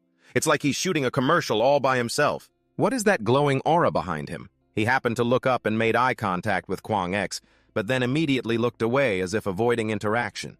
He felt a little awkward about the situation. God, I hope he didn't get the wrong idea about me. People from outside came in quickly. Staff pushed through the door with props, moving blackboards around the desks, which surprised him. The wheels attached under the blackboards screeched as they were moved. The same thing was happening outside, too, and they were pulled around professionally. Soon, blackboards had completely surrounded Kwang X's field of vision. The proctor spoke up again. We will now begin distributing the test papers. The young man calmly rested his chin on his hand. Are these partitions for immortals with heightened senses? No wonder the desks are so far apart. Outside the entrance, the hurried voices of people could still be heard. Did I just make it on time? The instructor quickly assigned him, contestant number 50 is over there. The other guy stammered an explanation. I overslept. Kwang X, meanwhile, was focused on the packet of papers being handed out. If this were any other kind of test, they would have immediately rejected latecomers like him. He glanced over it with a few thoughts. A test for immortals looks pretty chill. But looking closer, inside was a warning. Special employment test for immortals. If you tell anyone on the outside, or post anything online spreading information about the private law test specifically for special species, he immediately reconsiders. All right, I take it back. Whispers start to spread. This is too hard. Silence. The young man clutches his head and groans. Honestly, I'd rather run through blades than do this kind of test, so I can show them my talent for running through blades. Kwang X's gaze falls back on the paper in surprise. The questions inside are multiple choice. Your leg has been pierced by a hole the size of a coin. Which of the following actions should you take first? 1. Use a portable blood transfusion pack. 2. Determine the origin of the wound. Is it a gunshot wound or a burn wound? 3. Find something else to do. 4. Apply pressure to the wound. 5. Pray to the heavens and avoid reality. He couldn't help but exclaim, "What is this?" Kwang X rubs the back of his neck as he circles an answer. Did someone say this was hard? He chooses number 4. The young man carefully calculates the possibilities. If I weren't a special species, then options 2 and 3 would be more important, but a wound the size of a coin isn't that big. Assuming it's a gunshot wound, the first thing to do is apply pressure to the wound. Jangi's words echoed in his mind. Whatever you do, you must always prioritize stopping the bleeding first. Continuous blood loss will lead to shock. Yep, apply pressure, then find something to stop the bleeding. The young man became even more certain of his reasoning. My master said that back then too. But if you've run through a few blades a couple of times, you learn that on your own. As long as you stop the bleeding, nothing else will happen. He continued to the next line. Question 2. When losing blood at a high rate, what percentage of blood loss will lead to shock? 1. 5 to 10%. 2. 10 to 15%. 3. 15 to 20%. 4. 20 to 25%. 5. 25 to 30%. Why are all the questions like this? This is related to a lesson I once experienced. I've never gone into shock, so I used to get yelled at for it. Jiangyi relentlessly chased and attacked him. Why haven't you gone into shock yet, huh? How many more times do I have to stab you for it to be enough? Kwang X was panicking at the time. How many more times are you going to stab me? He said I must be an immortal. But if not, then I'm just a normal person. If I went into shock like a normal person, the answer would be 3. And just like that, he continued solving the problems on the test. Next question. You cannot dodge an opponent's blade attack. What do you do? The answer is, give them your arm. I've been told about how important mobility is. Countless times. The pen in the young man's hand moved non-stop. Next question is... Suddenly, I'm remembering a movie I saw a while back. He worked leisurely, his mind wandering. The main character was born into a poor family and decided to join a quiz show with a huge prize. That character answered the questions by using their life experiences. This one is about poison. I'm pretty good with this stuff.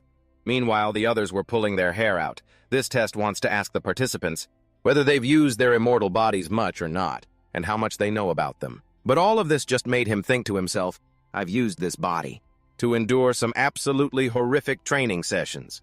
Ah, no. To put it simply, I've come back from hell itself. Fragments of memories reappeared in his mind, helping him solve the problems.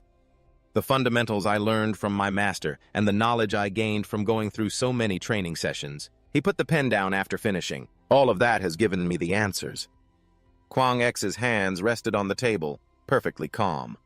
Training is learning.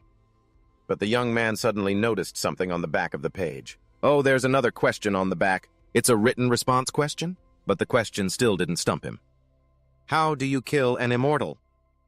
This is... Well, obviously, I'll just finish this last question. Kwang X curiously looked around the room. I'm done. How long has it been? The bald man also noticed him. He still has another hour left. Did he give up? Whoever finishes early can leave first. You just need to flip your paper over and leave. The young man did as instructed and gently pushed the door to go outside. He was quite surprised to see a familiar face, Luna with the bob haircut by the entrance. The girl stood in front of him with a tablet in her hand. Did you read the agreement details written on the paper? Kwang X quickly replied, I did. The staff member then held out the electronic tablet. This is about the agreement. He reached out to scroll through it. Personal Information Protection Act. If I violate the agreement, I'll be arrested by the office, regardless of whether I'm an immortal or not. Whoa, that sounds scary. Agree. She suddenly asked him, You're a hybrid, I take it? Although a bit surprised, he answered politely, yeah, that's right. A hybrid between a shapeshifter and an immortal. The young woman smiled brightly. Good luck. Kwang X's cheeks suddenly flushed red. Thank you. Is this my chance? Besides, she wasn't really my type that night. In the place where the Immortals competition was held, lights were still on in a few rooms. That bald man held his head and sighed. In his hand was Kwang X's test paper. Who is this kid? Explain how to kill an immortal, other than burial underground or in water. The answer was written very concisely. Suffocation, freezing, burning, grinding into powder. All of these are dangerous to an immortal. Suffocation causes unconsciousness. Being frozen by nitrogen renders one immobile, and someone burned by fire cannot function normally, and they can't regenerate while being ground into powder. If you're asked for a way to kill an immortal, no single answer can be specific enough. He pondered to himself. From the start, this question had no specific answer. Most immortals have a severe lack of knowledge about their own safety. That's why we had to create questions about dangerous weapons and situations to see if they truly know what can harm an immortal's body. He focused on the essay question. The final question is about that very problem. Our bodies can regenerate, but that doesn't mean they can't die. Once we understand that, we can minimize facing death without needing to memorize every single method of killing an immortal. Wang Yin's information was laid out before him. I heard he's a half-breed between an immortal and a human. His physical abilities are probably lacking, but his intelligence could be very useful. The bald man tried to picture him. Someone who didn't look like an immortal, who was the first to arrive and sat motionless for an entire hour. He was the first to leave the room, without taking any pens with him. The grading is done. Now for the impression score. His impression. 15 days passed in a flash. His phone buzzed with an incoming call. Kwang picked it up and said, Mom? Seon-hee, who was in the kitchen, answered. Then he immediately told her the news. I passed the civil service exam. She was very pleased and praised him. Oh, really? That's amazing. But the young man held out his phone. It's not just that I passed, Mom. Seon-hee turned her head, puzzled. What else is there? A message from the web was displayed. Special employment test for immortals. We would like to inform you that you have passed the first written exam with the highest score. Her eyes immediately locked onto the last line. You got the highest score? Seon-hee's hand grabbed the knife on the counter while her other hand quickly picked up the phone. She joyfully called his father with the news. In-ho, honey? Our boy passed the exam with the highest score. That's right. Of course he did. Me too. Let's get premium Korean beef. He then suggested to her, Can I unbuckle my belt tonight? However, his mother coldly refused. Just wear one that's more elastic. Night came quickly to the warm home of Kwang X's family. Dad's home! He immediately ran out to greet his father. Dad, welcome home! His father exclaimed in surprise. Son! His son's attitude made him a bit sad. You could at least say hello to your dad, you know. Right then, he was incessantly muttering, Premium beef. Each slice of meat, prepared by his mother and grilled on the stove, smelled delicious. The three of them cheerfully clinked their beer glasses together. In-ho and Seon-hee couldn't stop praising him. I knew you would pass. Of course. Whose son is this, I wonder? Our son. He comfortably shared his experience. The questions were easier than I imagined. The proctor was cooler than I thought, too. His father passed him a piece of meat, making him very excited. Now that you have the results, the interview is next, right? Just the interview and then you're all set. The son replied while eagerly waiting to eat the meat. Yes. Kwang X's mother suddenly wondered, what department will he be in? In-ho had the same question. He'll definitely start in a public enterprise under the Ministry of the Interior and Safety. I'm not so sure, he added. Kwang X stopped eating his meat and observed them. Really? His father was still smiling cheerfully, and he could see that his mother liked his father's casual demeanor. But to me, it felt like Dad was avoiding the question. At that moment, he himself was curious. What do the government and ODOX choose immortals for anyway? What does an immortal civil servant even do? He chewed with his mouth full, but he kept his eyes glued to his father. I have so many questions, but I'm sure Dad won't give me a straight answer for any of them. In-ho noticed his gaze and asked, "What is it?" Kwang X tried to start a conversation with him. "Dad, can you give me some tips for the upcoming interview?" But he immediately brushed the issue aside. Dad knows nothing at all. A short while after celebrating his top score on the written exam, Kwang X put on his vest and neatly straightened his tie. I had received a message informing me of the date for my interview.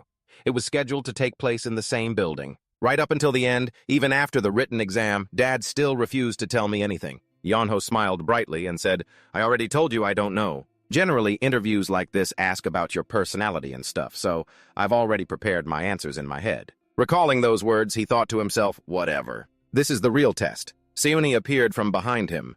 Her eyes filled with pride as she looked at him and said encouragingly, "My son, do your best." With a calm demeanor, Kwang X quickly replied, "Yes." The apartment elevator reached the first floor. Kwang X stepped out, glanced around, and leaned close to the reflective door. He thought, admiring himself. Looking this handsome, I could probably debut as a celebrity. From behind, Heeman appeared and commented, "Wow, aren't you full of yourself? Are you admiring yourself in the reflection and putting on a one-man show?" He turned to her and said, "We've been bumping into each other a lot lately, huh? Are you stalking me or something?" She scoffed and replied, "Stalking you? As if I was just passing by." He started lecturing her. "It's the weekend. Instead of going out to have fun, you should be studying. You're a senior, after all." Hearing him, she retorted, "Why don't you save the scolding for when you actually become a tutor?" Kwang X sighed wearily and replied, "I don't have time for this." With an awkward expression, Hyman complimented him, "That suit, it looks really good on you." Kwang X gave a faint smile and replied, "I know." At the company for the interview. The sky today is so clear. In the waiting room for special recruits, Kwang X walked in and glanced around. The other candidates were focused on their phones. Everyone's so hard-working. Should I read up on some interview stories from a major company? Suddenly, he noticed the man nearby. "It's that pretty boy who sat next to me at the testing center." The guy's eyes widened, then he immediately turned away with a look of disgust. Seeing that, Kwang X got annoyed and thought to himself, "What's with that attitude? I'm not sitting next to you this time. Of course, it's not because I don't want to be compared to you." A quiet atmosphere enveloped the entire hallway. Suddenly, a door opened. A male employee from inside called out, "Candidate number 48, to Kwang X." He quickly responded, "Here." Kwang X slowly walked into the room. Looking at the man before him, Kwang X thought, his skin is deathly pale and his hair is bright red. His nickname should be the Candle. His gaze shifted to the woman beside him. She asked gently, "We've met before, haven't we?" He was surprised to see her. "The woman from the exam center? She's an interviewer now?" Dharam began the questioning. "First, may I ask what motivated you to apply here?" Kwang X thought for a moment before answering. "If I say, because my dad told me to, I'll definitely fail, right?" "First, I wanted to challenge myself with a difficult exam like this, to see how far I could go," he continued, "and also because I want to make my dream come true." Hearing that last word, Kim Han asked, "A dream?" Kwang X answered swiftly, "I want to fight for my country and its people." Kim Han pressed on, "Then how much would you sacrifice for your allies?" He replied, "I don't know. It would depend on the situation at the time." Hearing this, the man asked coldly, "So you're saying you don't intend to sacrifice anything at all?" Kwang X quickly gave a persuasive answer, "No. Instead, I will find a practical solution." As he spoke, he worried to himself, "Sigh, that sounded a bit provocative, didn't it?" Many more predictable questions and answers followed. Then, Dharam posed a question to him. "If your mother and your girlfriend were drowning, who would you save first?" Without a moment's hesitation, Kwang X replied, "I think I would save them both at the same time. I'm a very good swimmer." Kim Han then asked, "What if you only had one bullet left, but 2 targets to shoot?" With a deadpan expression, Kwang X answered, "I'd shoot one and throw the gun at the other one." Hearing his words, she pictured the scene in her head, then covered her face and groaned, "Ah." My answer must not have been convincing enough. Oh well, so that's what happened during my interview. A few days later, while he was playing a game, Kwang X's laughter filled the room. Seeing him, Seuni spoke up. My son, are you just going to laze around all day now that the interview is over? You don't have any plans for today, do you? Go out and do something. Hearing that, he replied, Huh? I do have plans, you know. She then asked, Really? He replied, Yes. Then Seon-hee spoke up threateningly. You know what will happen if you fail, don't you? Hearing those words, Kwang-ik's expression changed. A date with Mom in the ring. And that night would end with a bloody lesson. Seon-hee continued asking, Plans with who? He quickly answered, I have plans with myself. Today I'm going to laze around, eat, and sleep. Seon-hee was speechless at his answer. She suddenly clenched her fists, her tone excited as she exclaimed, Suddenly my hands are getting itchy. I really want to do something. So where should we go? Do you want to go hiking? It's been a long time. Let's go out and talk. Hearing this, he replied dejectedly, Yes. Seon-hee warned, You have to be careful out there, okay? She continued to advise, Poisonous insects are very dangerous for shapeshifters. If you get controlled by them, a lot of bad things can happen. Not understanding, he asked, Like what, for example? Seon-hee replied, Usually you get attacked by them. He asked again, And what's the second most dangerous thing? She answered, Their poison weakens your recovery ability. Seon-hee continued to pose questions to him. Do you know why we have the story about the wolf howling at the full moon? There was a child who was a shapeshifter. They couldn't control their instincts and cried out to the moon one night. And at that very moment, the full moon appeared, she said, her voice tinged with sadness. If you can't suppress your emotions, just go outside and scream your heart out, okay? Hearing her words, he replied, But from what we hear on the news, the most chaotic and shocking incidents are always caused by mages and superhumans. I've also never heard anyone howling at night. Hearing this, Seon-hee offered a solution. There is a way to suppress your emotions. Surprised, he asked, What is it? She immediately stated, Self-control. Hearing those words, Kwang-ik's mind flashed back to his training. After I awakened, Mom often took me hiking. That must have been to practice my self-control through hiking. Seon-hee pointed at him and explained seriously, And it also helps you relax your mind. You can use your energy to supplement your training and self-control. That's where the problem lies. Her next words left Kwang-ik speechless, not knowing how to respond. That's why I told you to go get a girlfriend. If you don't find one, you're just going to get all moldy sooner or later, you'll see. She continued. Well, if that happens, maybe it's better to just let yourself get moldy, huh? You're going to have a hard time getting by. Seon-hee said, are you He quickly cut her off. No! Hearing him, Seon-hee sighed, rubbing her temples. If you keep acting like this, I'm going to get really worried. Maybe you need to go out. Stop lying around at home all the time. She continued. Now that you've passed, why don't you go out and relax a bit? What do you want to do now? Hearing this, Kwang-ik stammered out. That brought him back to the interview. Daram spoke up, congratulating him. Congratulations on being accepted. She handed a file to Kwang-ik and explained, Please give this a brief look, and feel free to ask me if you have any questions. Kwang-ik took the file and read the information inside, thinking to himself, a 5-week training session, an orientation course. What could they possibly teach that takes over a month? Living in a dorm during the probationary period? His eyes suddenly widened in astonishment. The information in the document was a complete shock. Annual salary for new employees is 60,500,000 won. Physical training expenses covered. Bonuses will be added separately. Cultural and recreational activity fees covered. After the probationary period, an office and a condominium near the workplace will be provided. Other activity fees covered. Diverse welfare benefits for this and that covered. Diverse and incredibly diverse. If you work for more than 18 months, you will be exempt from military service. Kwang-ik suddenly exclaimed, My dream is to be a soldier! He then cursed himself internally in embarrassment. What the hell is wrong with this company? Are they all insane? They're completely disrupting the Korean work ecosystem. Daram spoke up.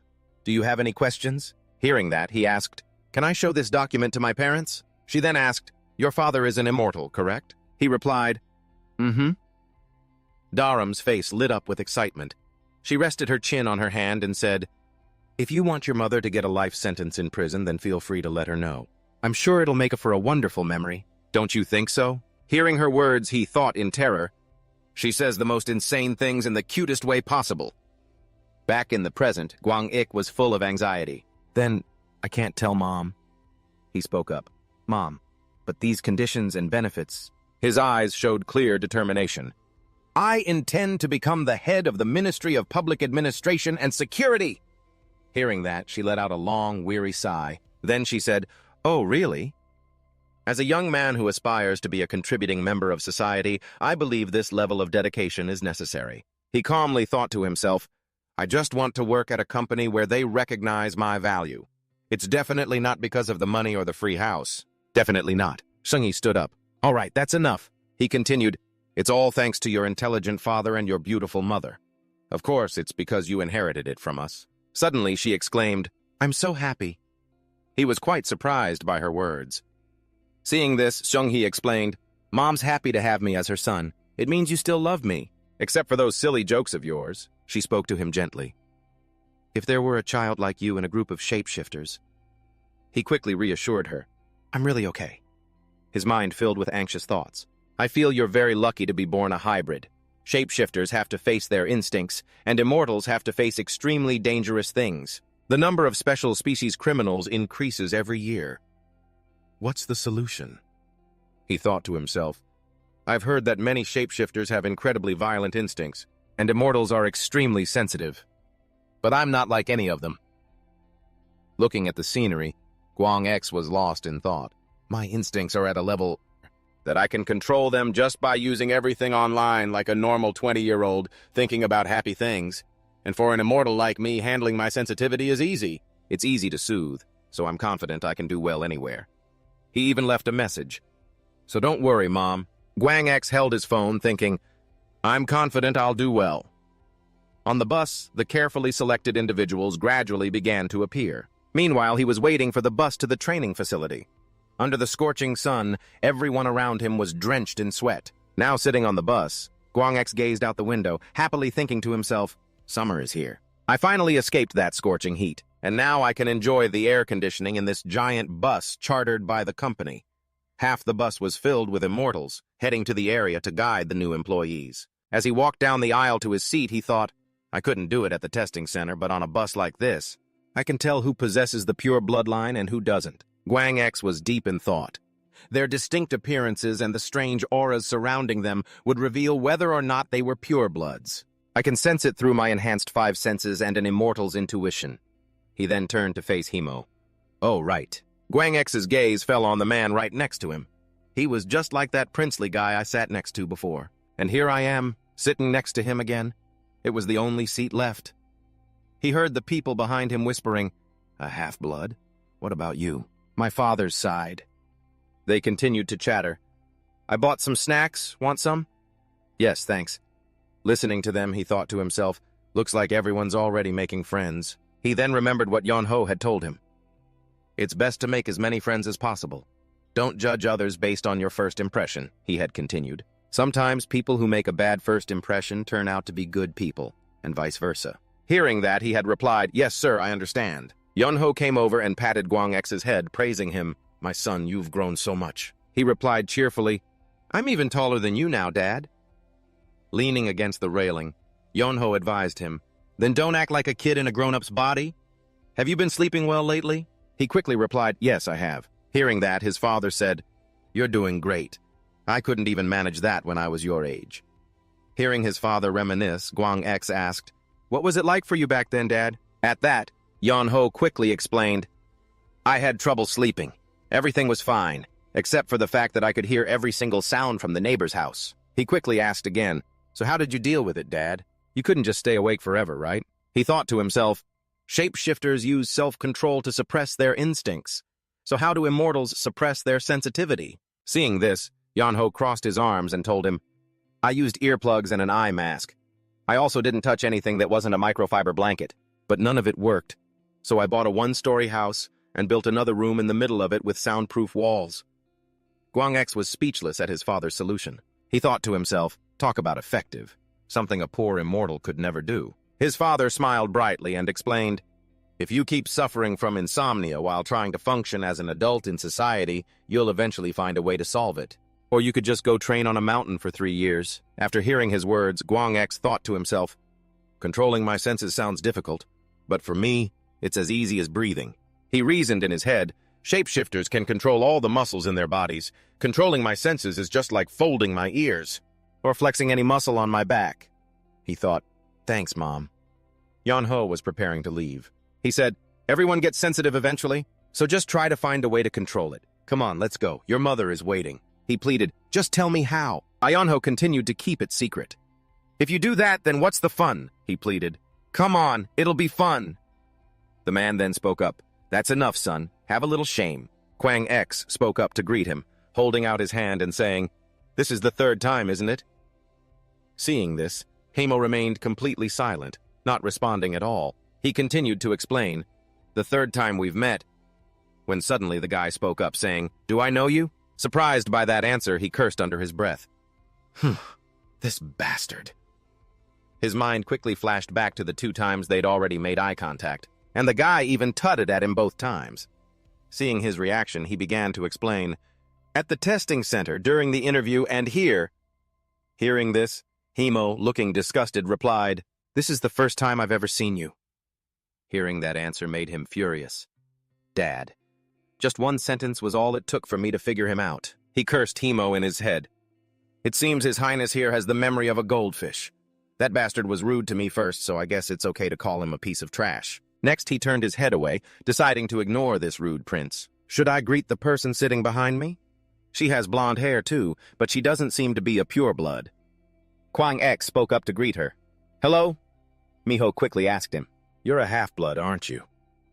Hearing that, he replied. You can tell? Miho answered in a cold tone. Your father is an immortal, so your senses are dulled. Your family is also quite well off. I bet you only accepted this because there was some condition attached. And you don't even know our destination, do you? Hearing those words, he denied it in his head. No, I accepted this job. Because of my grand dream for the company. Her next words infuriated him. How childish. He cursed silently in his head. Great, I've run into another rude girl. And this one thinks she's Sherlock Holmes. Such amazing detective skills. Kwang X immediately shot back. And what about you? Miho immediately scoffed. And you have absolutely no observation skills. She crossed her arms, a smug look on her face, and said, Immortals are extremely sensitive. That's why everyone sits in the back, away from the windows, because the sunlight between the blinds is incredibly irritating. Even talking like this right now is a nuisance. I know because I'm sensitive. Her words immediately struck a nerve with the people behind them, the kids sitting in the back, snacking and talking. They're half-bloods, Miho continued, looking down on him. So shut your mouth. You dense, unobservant bear. Johan and Gante, sitting up ahead, whispered to each other, maybe we should quiet down a bit. Yeah. At that moment, his blood was boiling. His face flushed with anger as he cursed internally. I want to punch her in the face so badly. I just want to ignore all my parents' advice and deck this girl who thinks she's Sherlock Holmes. Kwang X turned back, thinking to himself. But she's basically right. Dad once said his nickname when they were dating was Mr. Sensitive. If I become like that too, after I adjust, then those guys will have to suffer even more. Kwang X was completely frustrated. But at least I respect other people. A quietness began to settle over the bus, and then the entire vehicle became dead silent. Leaning his head against the seat, he thought to himself, even just opening a bag of snacks would make me their mortal enemy. I'm glad I had breakfast, otherwise... Suddenly his eyes flew open. Wait, this feeling. Something started to appear. Hello, Kwang X. It's me, your friend. I'm made of nitrogen, methane, carbon dioxide, hydrogen, and many other things. May I come out? He thought with annoyance, damn it! What kind of timing is this? The soy milk this morning was too much. Kwang X's eyes darted toward the back. All right then. If you want out that badly, he thought gleefully, then go and attack that little miss sitting behind me for me. Suddenly, Miho's nose caught a scent. She immediately pinched her nose. A passing odor nearly made her suffocate. The smell began to spread throughout the bus. Everyone was uncomfortable because of his gas. Miho, trembling with rage, blurted out, You have no manners! His face was filled with the joy of a successful revenge. A few hours after the biological accident, the bus finally reached its stop. Setting his suitcase on the ground, he, along with the others, began to move outside. Kwang X looked around, thinking to himself, where is this? What is this place? Or maybe they rented an apartment nearby? A young man approached him. He called out, Hey, Mr. Muscles! Then asked, What did you eat this morning? The young man next to him chimed in, Were you constipated? Hearing that, he turned his head and saw the two of them, thinking to himself, These must be the two half-bloods who were sitting in the back. He spoke up, saying it was just a normal bodily function. The blue-haired young man introduced himself. 21, Johann. The person next to him also introduced himself. 23, Banganti. Hearing that name, he started to tease him. You should have been the one dropping the bomb, Hyung. I'm 20, Dukwang Ix. Really? Whoa. The three of them started walking, laughing and joking together. What's the point of fighting with someone older? Once we get there, it won't mean a thing anyway. He spoke up and said, but still, this is a company orientation. We should at least address people politely, like Gantasi or Kwang XSE. Hearing that, Gante replied, You came all this way without knowing a single thing? He then turned his attention to what was in front of him. This place. A row of buildings appeared before his eyes. It was a training camp. A man's voice boomed out an order to form 5 rows. Hearing this, everyone around immediately scrambled into position. Seeing everyone scrambling for their lives, he just stood there, confused about what was happening. Just how many people are here? There must be at least 100. They sure picked a lot, huh? He walked up to the line, looked at the others, and scoffed. But why do they look so weak? Just then, Jang Mo's voice rang out. You're already out of breath from just this much running? Are you serious? Hearing that voice, Guang Ik's attention was drawn to the speaker. Jang Mo appeared, looking badass. The bald proctor from the testing center was there, along with the red-haired guy on his right and the purple-haired girl. Jang Mo began his speech. Next up, all of you need to grow up. We've barely even started, and I'm already extremely disappointed. What do you all plan to accomplish with that pathetic stamina of yours, huh? When I was your age, I wasn't this pathetic. He ordered everyone to turn around. He pointed to the opposite side. Do you see those 3 trees over there? Jang Mo then gave the order. The first 15 people to reach them will run. At his command, everyone immediately sprinted towards the 3 trees. Guang Ik glanced over at Gitai and Yuhan. And up ahead were those 2 rude bastards. Everyone's really giving it their all, huh? Guang Ik started running at a relaxed pace, thinking to himself. It's no exaggeration to say, I could probably make it halfway there just by hopping on one leg. Perhaps it's because I've already been through so much. That's why a situation like this feels strangely peaceful to me. He calculated his next move. All right then. I'll aim for 14th place. I guess I spoke too soon. Who would have thought the orientation would turn into a boot camp like this? He recalled a conversation with his mother. She had warned him, You must never let anyone find out you're a transformer. Hearing that, he had asked, Then what happens if I get found out? Seon Hai had replied, It would be a huge mess. He pressed on. Isn't there a better reason than that? Seon Hee's eyes, filled with sorrow, turned to him as she asked, How do you think humans view transformers? He answered as images flashed through his mind. A ticking time bomb, ready to explode at any moment. A potential criminal. A homicidal maniac, howling under the full moon. In short, a dangerous being. I'll definitely keep this a secret. Guang Ik sped up towards the finish line, achieving his desired rank and thinking happily to himself. All right, I finished in 14th place, Guang Ik noted. A perfect performance. I'm so tired. Jang Mo glared down at the group and bellowed, All of you, go home right now. You don't have a single ounce of basic aptitude. Jang Mo's gaze was menacing. Seeing they didn't want to leave, he ordered, Fine then. Then get on your stomachs and start doing push-ups, he commanded. On beat 1, shout, I am. On beat 2, shout, a moron. Hearing those words, he thought to himself, Wow, major organizations sure have some strange training methods. The people around him quickly followed the order. 1, I am. But he was lost in thought. When I looked up posts about orientation at these big organizations, everyone said they played games and networked to set up dates. An office getaway, huh? I was so looking forward to it. A moron. 2, a moron. 1, I am.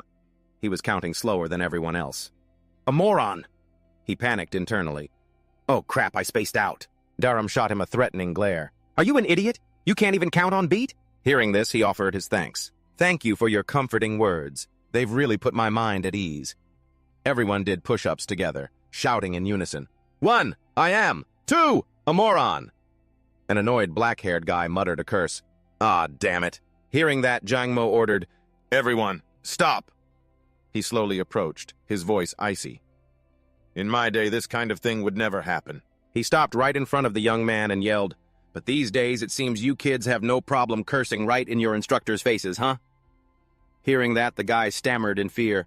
No, it wasn't me. Hearing him yell like that, Jang Mo leaned down and warned, Don't shout, you half-blood. Do you want to rupture the eardrums of all the purebloods here? Or is there just something fundamentally wrong with your personality, always wanting to bother your comrades? He roared, "No more shouting! Here, we speak gently. That is the rule." Everyone responded in unison, "Sir, yes, sir." He glanced to the side, cursing internally. "These immortals are so damn weak. I guess I'll pretend to struggle a little more." Jang Mo continued his lecture. "If this were my generation, you all would have been kicked out of here already. Things are much easier now. I'll give you two choices." He bent down to ask the young man, "Do you want to leave, or do you want to accept your punishment?" Hearing this, the man immediately replied, "I'll accept the punishment, sir." The instructor asked again, "You won't regret this." He answered firmly, "No, sir." Hearing that, the instructor praised him. "Good." A sharp crack of breaking bone echoed out. Startled, he listened to the sound. He glanced to the side. What was that? It sounded like someone's arm just got snapped." Gwang-ik crouched down. "Damn it, I'm so curious. Just a little peek." Just then, someone came over and covered that young man's mouth. Jang Mo spoke up. "I told you not to scream. You didn't listen to me, did you? Back in my day, this kind of behavior was unacceptable." Kwang X was horrified by the situation. Is that guy insane? How could he order him not to? Scream right after breaking the man's arm? The pain from a broken arm? I guess you could suppress it, sure, but it would still hurt like hell. Jang Mo stepped forward to announce to everyone, "Now I will inform you of the penalty for breaking the rules here. The punishment will start with a broken bone. So if anyone wants to break the rules, go right ahead. Cursing is -2 points, and screaming is -1 point." He walked toward me, reciting the rules as he went. "Fighting without permission is -5 points. All of you just look at what happened to others and let that be your example." He came closer and whispered to me, "Did you enjoy the show?" Hearing this, the trainee was startled. No, not fun at all." I didn't realize he was watching me. Jang Mo slowly walked to the stairs, continuing his lecture. "Back when I was a trainee, it wasn't like this. You kids these days are so useless." Next, he ordered, "Stand up." The first 15 people were all alike. He then introduced himself. "My name is Lee Jang Mo. From this day forward, you will all call me Instructor Lee Jang Mo." He nodded to the two people beside him, and Dharam stepped forward to introduce each instructor. "Instructor Lee Jang Mo will be in charge of your physical training. An immortal's recovery efficiency is directly related to how physically fit you are," she continued to explain. "Right now, all of you here are just rookies, but you must reach a minimum basic level to be able to carry out your duties. The purpose of this orientation is to help all of you reach that level." Hearing this information, I thought to myself, if the instructors are divided into good and bad, I'm guessing this woman is one of the good ones. Her voice is so nice and calm. She then spoke up to introduce herself. "My name is Park Dharam. I will be your technical instructor." Hearing this introduction, Kwang X was confused and began to wonder. Technical? What kind of technique? With that, she returned to her spot. Next, a red-haired man stepped forward. "My name is Kim Han," he said in a threatening voice. "I'm going to kill every last one of you." A heavy silence fell over the room. Dharam stood up to clarify. "That's not what he means. Instructor Kim Han will teach you all how to manage your immortal bodies." Hearing that, I thought with despair, I'm not so sure about that. He really looks like he's about to kill me. Did this company hire a serial killer as an instructor? Jang Mo stepped forward and announced, "If anyone wants to quit, say so now. If all of you leave, I'll be overjoyed." Kwang X listened intently to those words, thinking to himself, if I can just endure this for 1 month, my dream job at a profitable company will be waiting for me. Unless I take a bullet? But I guess I'll be fine. I'm an immortal after all. Who would want to quit? At this point, everyone below was standing in neat lines. Jang Mo spoke again. "All right then, new recruits." He then announced, "Welcome to hell." Jang Mo began dividing them up, 10 people per room. An instructor led Kwang X's group into a room. He ordered, "Change into your uniforms, then sit quietly and wait." Kwang X was completely dejected. Damn it, this dorm looks creepy, like something straight out of a horror movie. Johan sighed. "I'm all sticky with sweat. I'm going to go take a shower." Looking at them, I was secretly relieved. Thank goodness I'm in the same room as Johan and Geeti. My gaze shifted to Himo and Miho, full of hatred. I wish I didn't have to run into you rude little imps. I turned to look at the man next to me. "The guy beside me is—" I asked. "Hey man, you okay?" The chubby guy breathed wearily and replied, "I'm fine." I started sizing him up. I guess not all immortals are slim then. My mind pictured the ideal physique. That guy looks like a monster. I glanced across the room. Are those two over there brothers? They look so alike. It feels like their nicknames should be something like Tweedledee and Tweedledum. Kwang X's attention shifted to the girl across from him and that other cute girl. So, a total of 7 guys and 3 girls. Kwang X did a quick head count in his head. Shouldn't they at least have separate rooms for men and women? Where am I supposed to change? A shabby-looking room came into view. Ah, there it is. What nice handwriting for the changing room sign. Miho spoke up. Why don't you be brave and take a look inside? Hearing that, he snapped back irritably, as if I'd want to, Miho said with a scornful voice. Figured as much. You've got no guts. I'm being suspected as a criminal, even though I've hidden the fact that I'm a shapeshifter. Mom, what am I going to do? Minam spoke up shyly. We're going to have to follow a lot of rules. Hearing her voice, he thought, her voice is captivating. Could she be a singer? Himo spoke in a cold tone. From now on, when we're outside, you'd better pay close attention to your body's abilities. If you break the rules, I will kill you.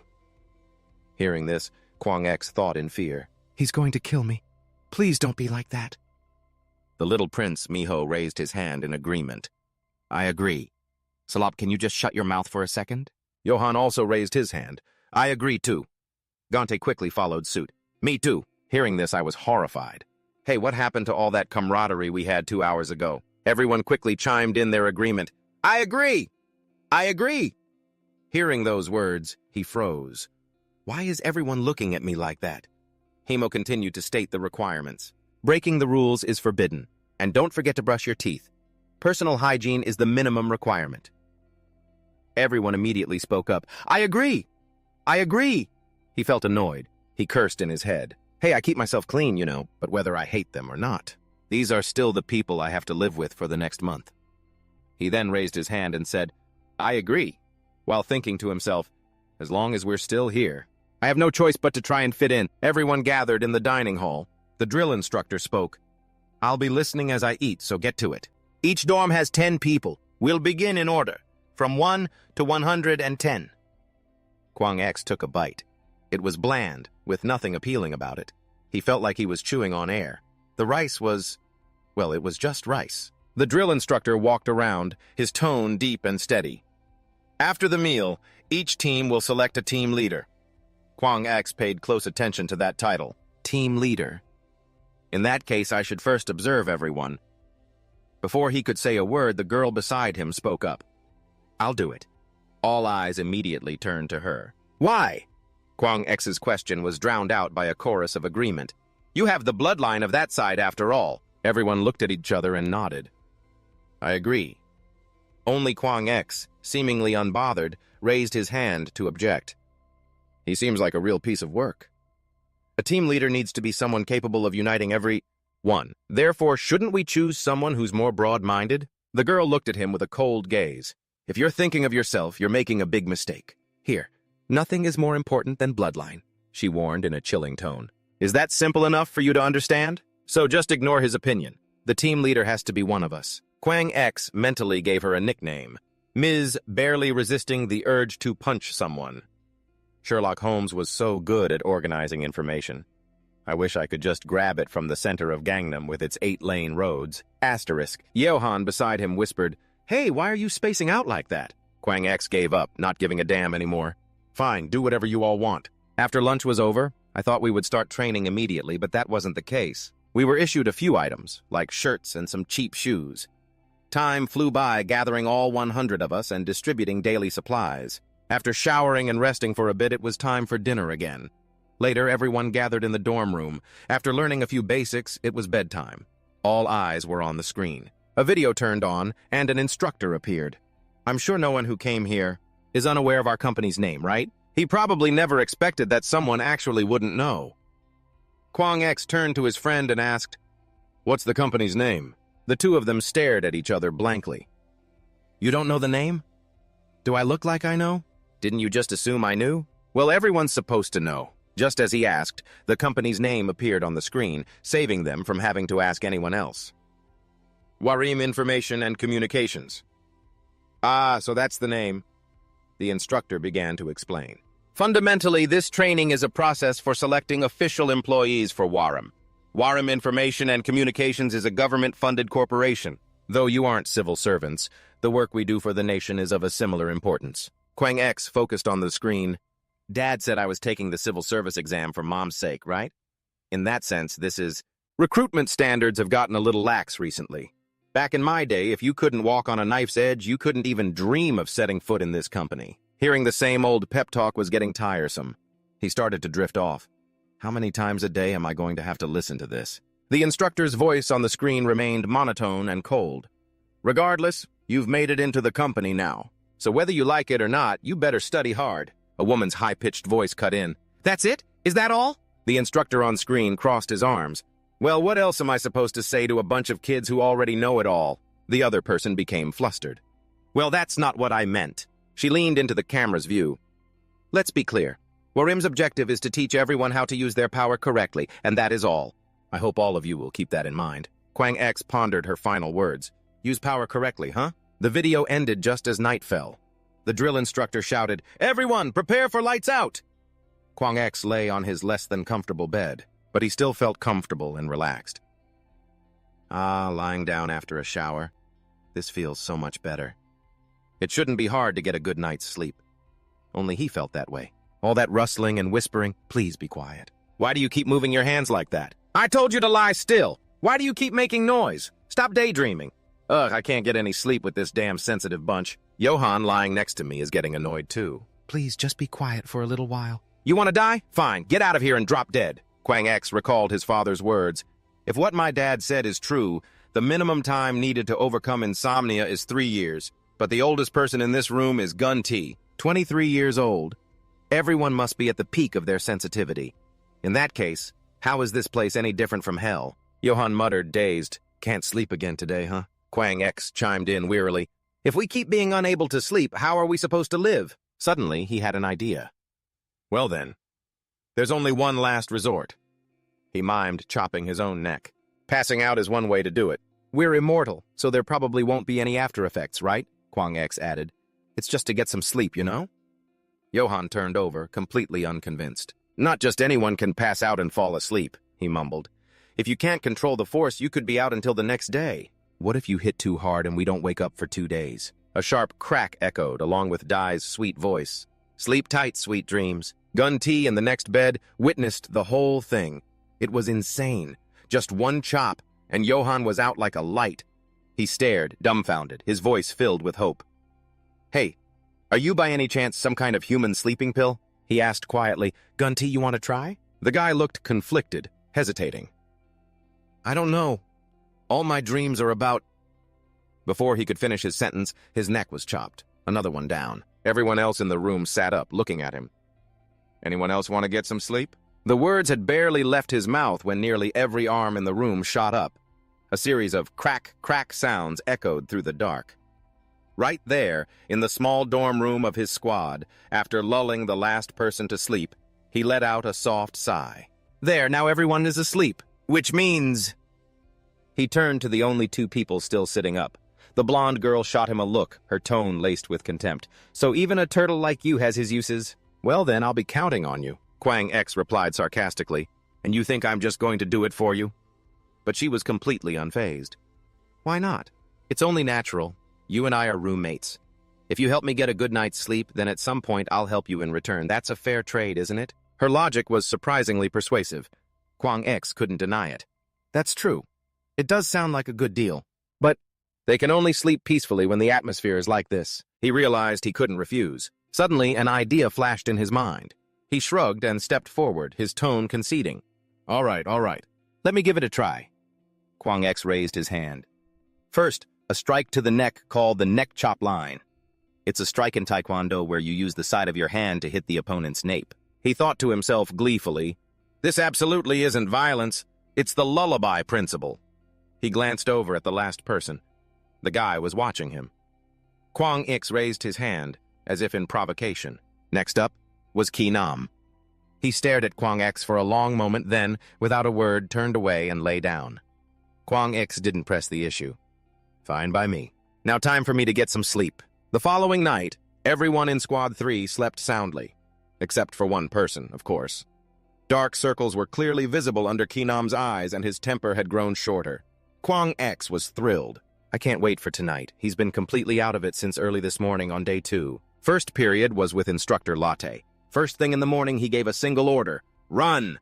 It forced the whole squad on a long-distance run. Everyone was groaning. I'm starting to wonder if this is hell. And this is just the warm-up?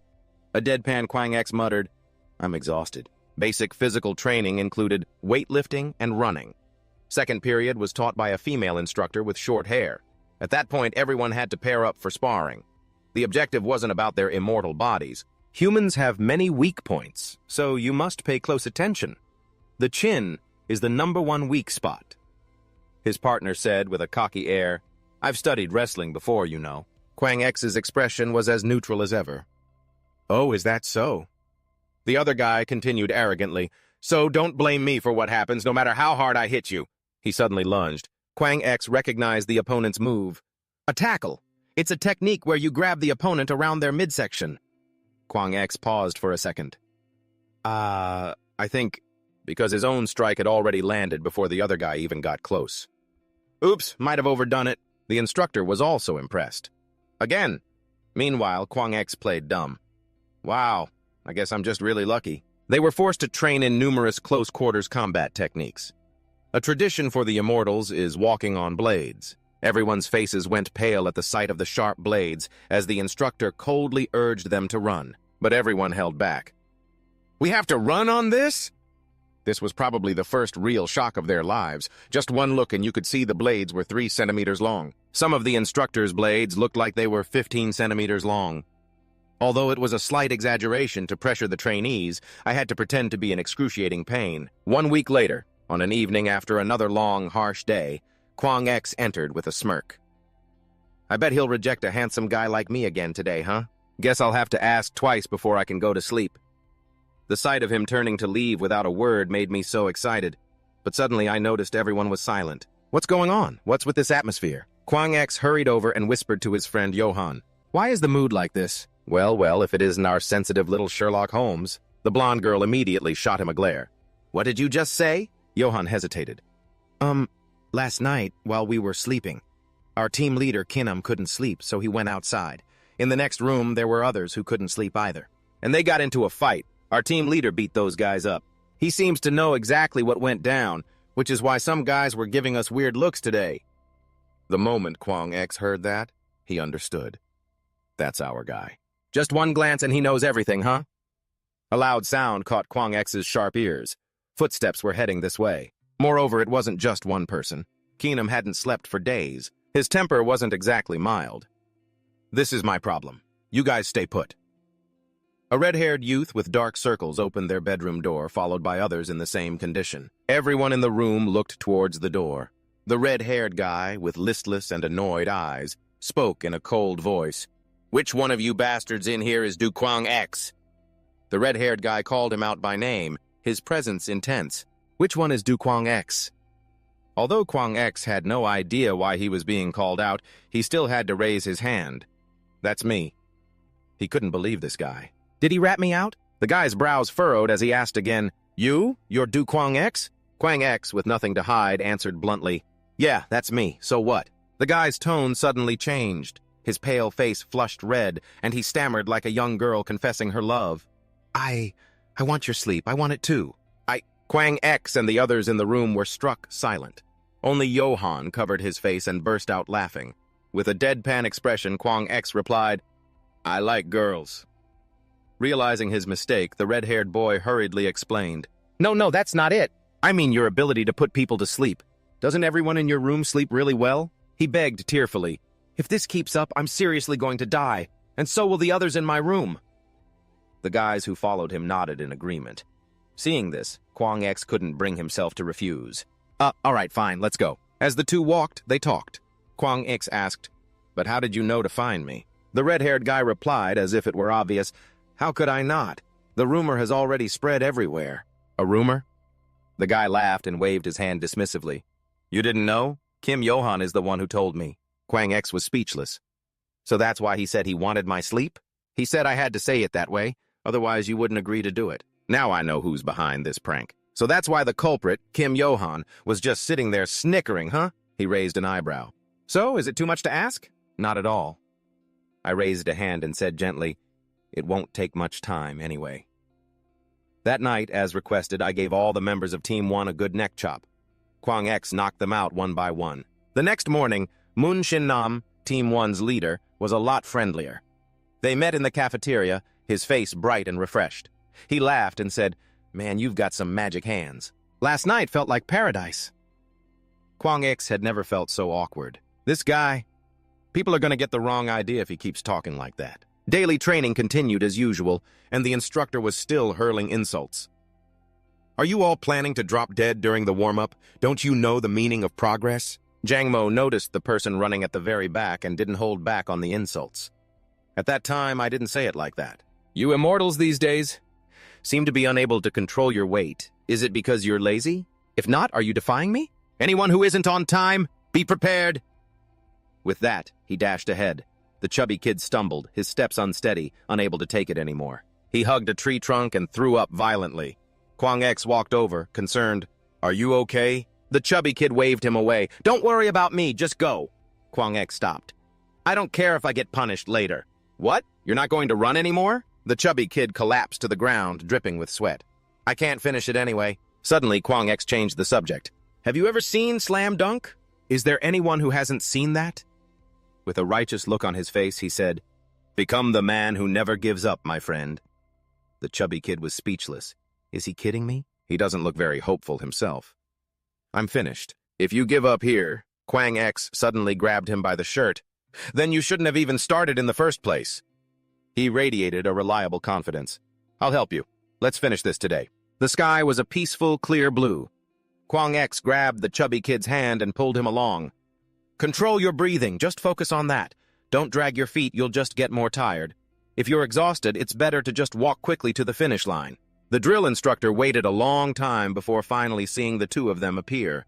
Everyone else was already there. He crossed his arms.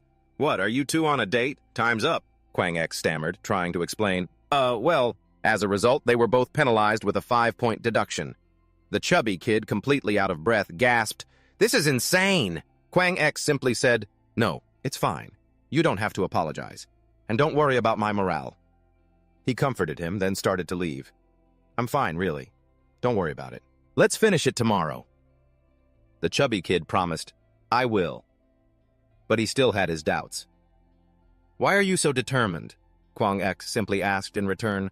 Do you need a reason? He shrugged and walked away. Without camaraderie, I'm just an empty shell. The memory of that mysterious person surfaced again. Helping someone who is collapsing and saving someone from drowning doesn't require a reason.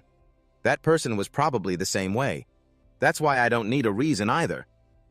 Time flew by, and soon it was evening. So are we putting Group 1 to bed again tonight?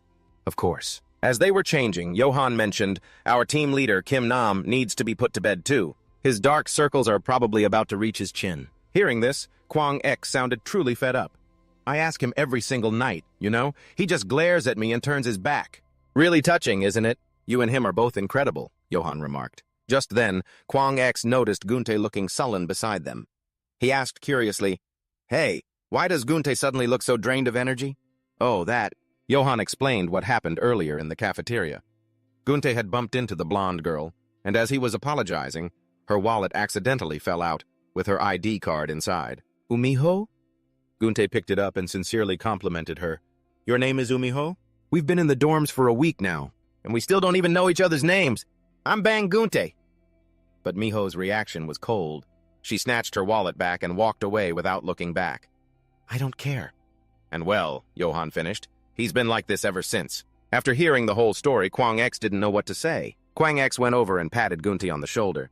Hey man, don't act like you're about to die over something like that. Besides, it's not like we know what she's really like. Suddenly, Gunte spoke up. Her name is Umiho. Umiho. His face brightened and he looked completely dazed. How can someone have a name as beautiful as their face? This made Kwang X question his sanity. Did he hit his head during training or something? He then confessed shyly, honestly, the moment I first saw her, I knew she was my type. Kwang X was dumbfounded. That's not it at all. It's really not like that, Kwang X insisted. but Gunte was stubborn. "What do you know about Miho?" Kwang X shot back. "Then what do you know about her?" Cornered, Gunte just lashed out. "You're too loud!" Anyway, my feelings are genuine. As Kwang X and his group entered the dorm room, something felt strange. One of the occupants spoke up. "Oh, look, Kwang X is here. Is he the really tall one?" "He's the one who farted on the bus. If what I've heard is true, after he beats you up, you wake up the next morning feeling totally refreshed. No side effects whatsoever." They all started clamoring, "Can you really control your strength that well?" "I'm the leader of Team 5. Our team is counting on you, and we all want to get your special treatment too. This is Team 4, just the two of us." Kwang X and Gunte silently glanced over at Yuhan. He put on an innocent face. "What? I was just complimenting you." Kwang X cried out in agony. "Just confess, you criminal!" He was stunned by this crowd of people that had gathered. With this many people, how long would this take? Having done this himself, Kwang X knew that to knock someone out perfectly, you have to adjust the force from your arm to suit each person's physical condition. His eyes were filled with panic. The fastest ones wouldn't take too much time. "That's why I'm so busy at night." He has to go to every room and spread the love. At one point, as he was about to say his usual command, the girl who was next in line to be put to sleep spoke up. She asked, "Do you really have to say that?" Without changing his expression, Kwang X replied, "Here comes your dream of Kang Dong-wan and Wan Bin," as he swung his hand down. "I've been going around and blessing the children who can't sleep." By the time I returned to my room, it was already very late. His whole body was aching. Tonight's work was finally over. But then, his eyes, 70% interested and 30% mischievous, glanced at one person. Even so, I still couldn't forget the last thing I had to do, the thing I needed to do. He cheerfully waved at Ki Nam. "Same as always today?" "Get lost." The dark circles under his eyes were pitch black. He silently turned to face the wall, refusing to look at him, but that only intrigued him more. The same reaction as always. This is why I can't bring myself to hate you. You're just too interesting. So exciting. The more I do this, the more tricks I learn. A sneak attack, straight to the nape of the neck. And as a result, people started lining up and waiting. Afterwards, they would be dragged back by others in their team.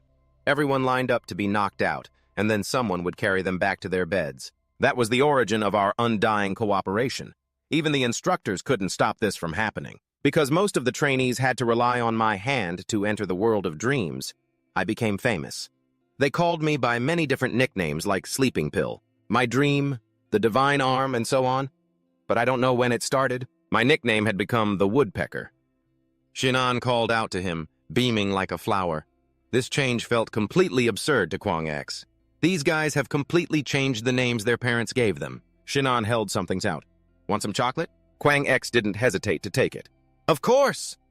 Even he was a bit hazy on it. I don't even know when this orientation training actually began. Everything was coming to an end. On the screen were disgusting images of monstrous species. The invaders. That's what we call those who come from the black holes. Invading this place. This was what they had to learn in today's lecture. It's been 25 years since the black holes first appeared. In that time, many new invader species have emerged. We use a numbering system to classify them, the instructor explained. The first species are named by number, and the higher the number, the more frequently those entities appear. You can check their appearances and how to counter them on your tablets. The species listed there are the most common ones. You'll be fine fighting them, as long as you are careful. But even immortals can die if they let their guard down. However, there are some invaders that you must retreat from the moment you see them. He warned, "The named species, the first numbers represent the species type. After them, there are many variants of the same species." Instructor Jang Mo pointed at the projection screen. "This is the Blue Night. When the large black hole appeared during the Great Gate incident, it killed approximately 500 armed combatants.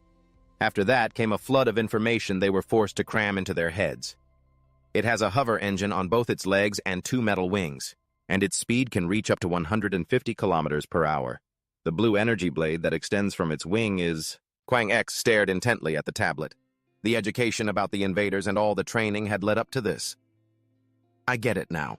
He had also figured out the purpose of this company. Warim Telecom, an administrative department under the Government Security Agency, is a company that enters the white holes and monitors the invaders coming from the black holes. They say that our security agency has reached a new level, but the invaders are still a threat to this society. Therefore, society still needs people to watch over them, and Warham Telecom is just one of the companies that does that job. I guess being an employee there would come with a pretty high salary. To be honest, Kwang X smiled faintly, joy glinting in his eyes. I'm really happy to know this. Now I don't need to join the military anymore. Run immediately if you see them. Their name is Nightmare. While the instructor continued his lecture, Kwang X's mind had completely drifted elsewhere. What was Father's reason for sending me here? To put his own son in such great danger? The last class was about to end. There will be a test on this, so memorize everything you see on your tablets. He had no choice but to set his sights on the goal. Why did I ask him that? After getting halfway through the orientation, new training courses were added. The instructor's lecture on the invader species was one of them, and the second was the lectures from the woman with purple hair about combat support items. The short-haired woman introduced the tools. This is called a blood pack. When you're in danger, you just need to open this and stab it into your arm. It will automatically find a vein and supply you with blood, she explained in great detail. This is made in such a way that mix a certain ratio of a stimulant and a sedative, and add crushed angel leaves. If you jab it into your arm, the air pressure will force the drug into your body. The drug will enter your bloodstream to enhance your physical abilities. We usually call it a combat drug, but its official name is BB-8. My brain was already fried just listening to all that. Stimulants, sedatives, combat drugs, and a short-haired woman smiling cheerfully while talking about it. If you use the right amount, you won't get addicted to it, but if you use too much, that will become a problem. Even if you're an immortal, you'll have to depend on the drug for the rest of your life. Please don't say such terrifying things with that smile. It's creepy. The instructor added, this was developed in Germany and is called Botton's Blessing or Odin's Blessing. It's one of the most advanced mental cocktails. She bent down to rummage through a medical case. Besides this, we have other types of cocktails here. Their main effect is restoring physical stamina. It was enough to make me think, this is an addict's paradise. Eventually, Instructor Kendo had us start our firearms training. We were each issued a gun. There's a big difference between practice and a real fight, so all of you need to pay close attention and learn this properly. After that, we went back to running, weightlifting, technique drills, and improving our body's flexibility. I was still helping Kang Purium, and the others joined in to help too. Let me push you from the back. I'll support you from this side. Once we adapted to this chaotic environment, the number of people I had to force to bed at night decreased. Eventually, everyone became strong enough to pass the running test. Even Kang Purium could do it on his own. It was a result to be proud of after all that effort. And just like that, a month passed, and all our training was complete. One evening, the instructor gave a speech. No one quit because of the difficulties they faced, and every single one of you. Instructor Kang Mo gave a rare smile. Congratulations on becoming new employees of the company. Everyone was amazing! Everyone cheered in unison. Wow, it's done! It's finally over! This is awesome! Hey, Hubie, we're new employees now! Kim Han stepped forward. All right, everyone, listen up. I will now announce the results of your training period. They are calculated based on everyone's performance during training and on the tests. You will be assigned to different departments based on your rankings. In addition, there will be a reward for the top 3. Amid the cheering, I was also satisfied. There's nothing better than money in this world, I thought, listening quietly. Next, we will announce the 3rd place winner. I figured I could already guess who would be 1st and 2nd, but who was 3rd? Could it be me? A name was immediately called out, Ki Hyomin. The guy looked overjoyed. Whoa! But his face was completely unfamiliar. Who is that? He was practically a background character in this story. He immediately went on stage to shake hands with the instructor. Awesome! Thank you, instructor. If you apply to any department you wish to join, you will be given special consideration. He got even more ecstatic. Then the security team! As he said that, my eyes filled with suspicion. He seems a little dim-witted, but somehow he managed to rank 3rd. Instructor Kim Han spoke again. Next, in 2nd place, a name that couldn't have been more familiar was called Trong Ki Nam. Whispers immediately spread through the crowd. I know him. He's from that bloodline. My eyes followed him as I remembered a time when I didn't understand all this talk. From that bloodline, what's that supposed to mean? Johan had even questioned my identity. Are you sure you're an immortal? The more I look at you, the less sure I am. He then tilted his head back and downed his drink. Trong Ki Nam is from a main lineage with a pure blood type. This just confused me more. I don't see the connection. Is he from some rich family or something? That's part of it. Gunte added, it depends on the type of blood they have. High-class purebloods usually recover faster and have sharper senses than mixed bloods. That's why they're so skilled. They're better at controlling their immortal bodies than others. But this rude little prince here is the purest of the purebloods among all the immortals in this country. He belongs to one of the top 3 pureblood lineages. Those were the facts about Kinam. He wasn't careless at all. He never slacked off and always ranked high in training. You could really say he was a natural-born genius. I understood that type of person. He was certainly talented, but his determination to improve was even more impressive. A truly perfect model student. I don't like the guy, but he totally deserved his rank. Gunte suddenly had a realization. Wait, if that talented Trong Ki-nam isn't number 1, then that means I could be number 1, right? The other 2 looked it away, pretending not to hear. Oh, my poor Gunte. You're delusional. Yep, even though he's not my brother. Gunte got mad. Is this what you call friendship? Instructor Kim Han began to make the announcement, but I had already figured it out. If Trong Ki-nam is second, then she must be first. Sure enough, the next name he called was Yu Miho. Her expression was ice-cold as she stepped forward. I had my own assessment of this person in my head. A rude little Sherlock Holmes. She has no empathy and is blunt. And Gunte is already a massive simp for her. Miho. Of course it's Miho. But she's incredibly intelligent during team exercises. She wouldn't hesitate to ditch her teammates if it meant protecting her own score. After just a few months with her, I had a pretty clear picture of what kind of person Miho was. She'd tell anyone who tried to make conversation that she was only focused on training and had no time to talk. Definitely the difficult book-smart type. But I guess that's how she was able to get results like these. What an annoying guy. Everyone give him a hand. All eyes were on the 3 of them, standing together on the stage. And now, for some reason, I feel like I'm connected to them. But what's the name of the guy who placed 3rd? Guang X's face was a mask of shock. The commendation was brief. You now have free time until 2 p.m. tomorrow. People started asking each other, what should we do now? Let's party. Do they sell alcohol here? Suddenly, someone called out to him. Intern number 48. The 2 exchanged a few brief words. Do you have a moment? Yes, I do. Then let's talk. Meet me in the smoking room later. He didn't refuse. Yes. As his 2 friends were still standing around looking lost, another instructor called out to him.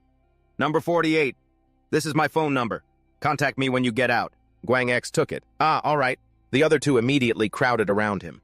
Hey, what's up? Did you do something wrong? He shrugged. Why would you jump to that conclusion? Then Guang X looked down at the piece of paper in his hand. I get it. He probably wants me to come see him. There were a few things I'd been curious about from the start. He'd been holding on to this thought ever since he first arrived here. This orientation is supposed to measure the potential of the trainees to cultivate the best immortals, but is that really all there is to it? Could the person who planned this orientation have had other intentions? Shin Nam cheerfully patted his shoulder. I was able to sleep soundly this whole time thanks to you. Then, the girl with purple hair gently handed him a piece of paper with a note. Let's meet up when we get out. A bunch of other people came over too. Let's keep in touch. See you at work. We'll see each other soon. In just a moment, he had met almost everyone from all the teams. So many of them. Even so, Guang X was quite satisfied. It would have been crazy to aim for first place. But I don't need something like that. There are more important things. Johan asked, did you run into trouble on your way to the store or something? What could have taken you so long? Guang X puffed up his chest. It's because I'm so popular. The other 2 rummaged through the bags and complained, I don't like these potato chips. You didn't get any mint chocolate? Guang X snapped, you little... Suddenly, an unfamiliar voice rang out. Everyone turned to see a man in glasses and a suit standing at the door. Who knows how long he'd been there? Even Guang X hadn't noticed him. Not even when he got this close. We didn't even notice him until he spoke. This must be a concealment ability. A man called out from the doorway, and another person walked in and spoke. I hear there are many talented individuals in this training batch. I forgot to introduce myself. A dignified, middle-aged man appeared before them. I am the chairman of Warem Telecom, Nam Young-jin. It's a pleasure to meet you all. Everyone shot to their feet at attention. They all saluted in unison. Nam Young-jin. I remember seeing his name on the board. Guang X had looked this person up before. Born in 1973, has military experience from serving 5 years in the emergency response team. He's a first-generation immortal, one who has lived through the currents of history. From the horrifying years of the past to the present day, now he is one of the top 10 immortals in the current forces of the Korean branch office. That, in a nutshell, was this man. His power was undeniable. Why doesn't everyone sit down? It's not like I came here to punish anyone. He walked in. Did you have fun during training? One person shouted. Yes, sir, the chairman chuckled. Nonsense. What's so fun about that? Getting yourself injured only to heal it again. It hurts like hell. Gwang X could feel Guntae nodding vigorously behind him. He held back a laugh. Poor little Guntae. His office life is going to be rough. Myung-jin laughed cheerfully again. I like your honesty, but you should learn to work hard. It'll save your life. Trust me, that's some hard-earned advice from your senior. Myung-jin's voice turned serious. Dong Kim Nam. He immediately stood up. Yes, sir. He walked over to shake the chairman's hand, who encouraged him. You did well. Kim Nam replied flatly, Thank you, sir. Then he called another person. Umiho. She quickly stood up. Yes? And again the same pleasantries. I have high expectations for you. Thank you, sir. Meanwhile, Gwang X was completely baffled. What did he come here for, just to say hello? And to see the faces of the first and second place winners? He zoned out, his head in the clouds. He must not have anything better to do. Suddenly, to his complete surprise, Chairman Myung-jin called his name. Employee Ju Gwang X. He was bewildered. Juji? The chairman asked. You carry soul blood, don't you? Yes. His sharp, cold eyes scanned him from head to toe. Not bad. After that, he asked a few questions that weren't really related to the training, and Gwang X just answered honestly. Finally, the chairman concluded with the sentence, That's great. You're at the perfect age to be worked hard. Gwang X cursed internally. Great, my ass, I want to get a girlfriend. And why does he keep staring at me so intensely? The pressure is killing me. Then he winked at him and left him with a parting sentence. I'll see you at the office. Well, I'll be going now. I'll leave a gift, but don't get too drunk. He left Gwang X with a bewildered expression. Johan bombarded him with questions. Who are you? Are you the chairman's secret son or something? Why was he talking to you and even winking at you? Even I don't understand. I don't think I've ever met him before. Maybe he just likes my style?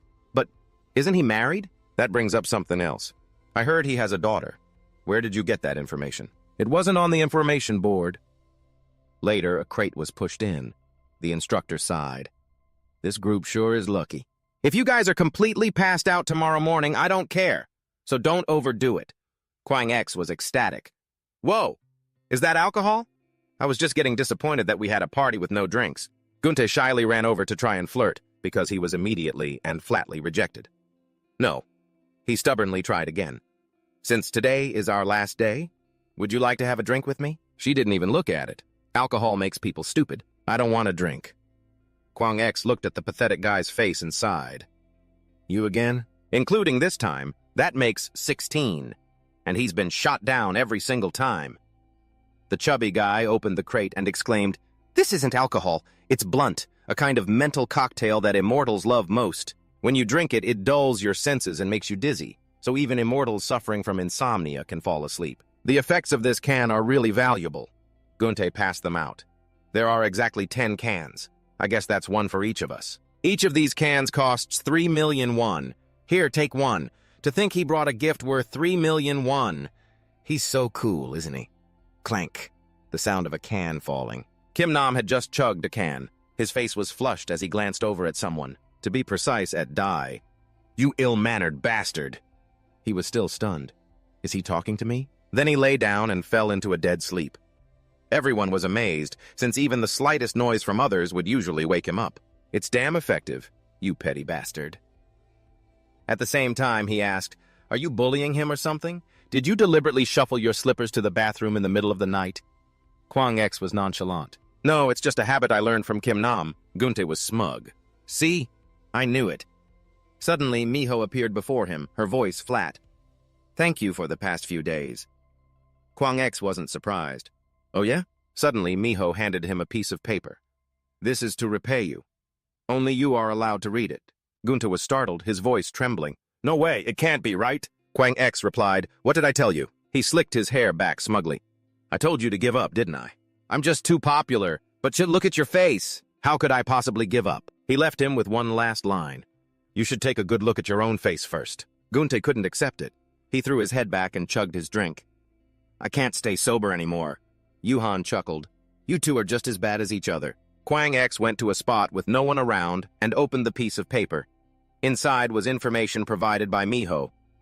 Nam Myungjin has a habit of selecting a few new employees and observing them very closely. If you pass, your career path will be very smooth, but if you don't, you will obviously face many obstacles.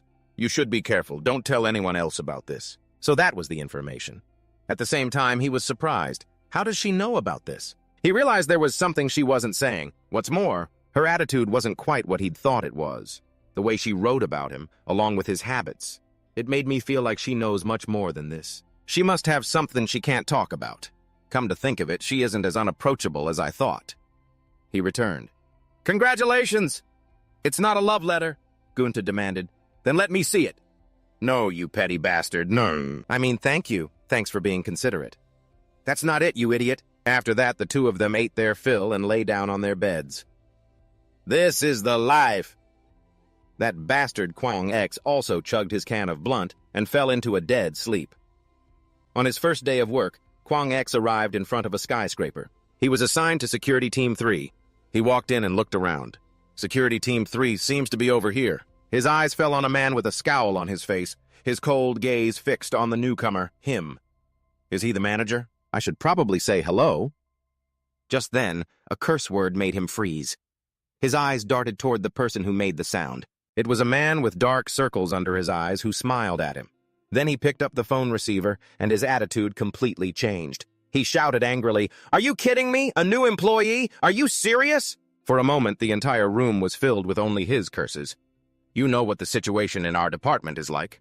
And you still send a new employee over? You can't do this. How many times have I told you? Send someone with experience. Or at least someone who ranked first or second. This isn't what management is supposed to be like, is it? Damn it. I didn't even cuss or anything. The atmosphere was tense.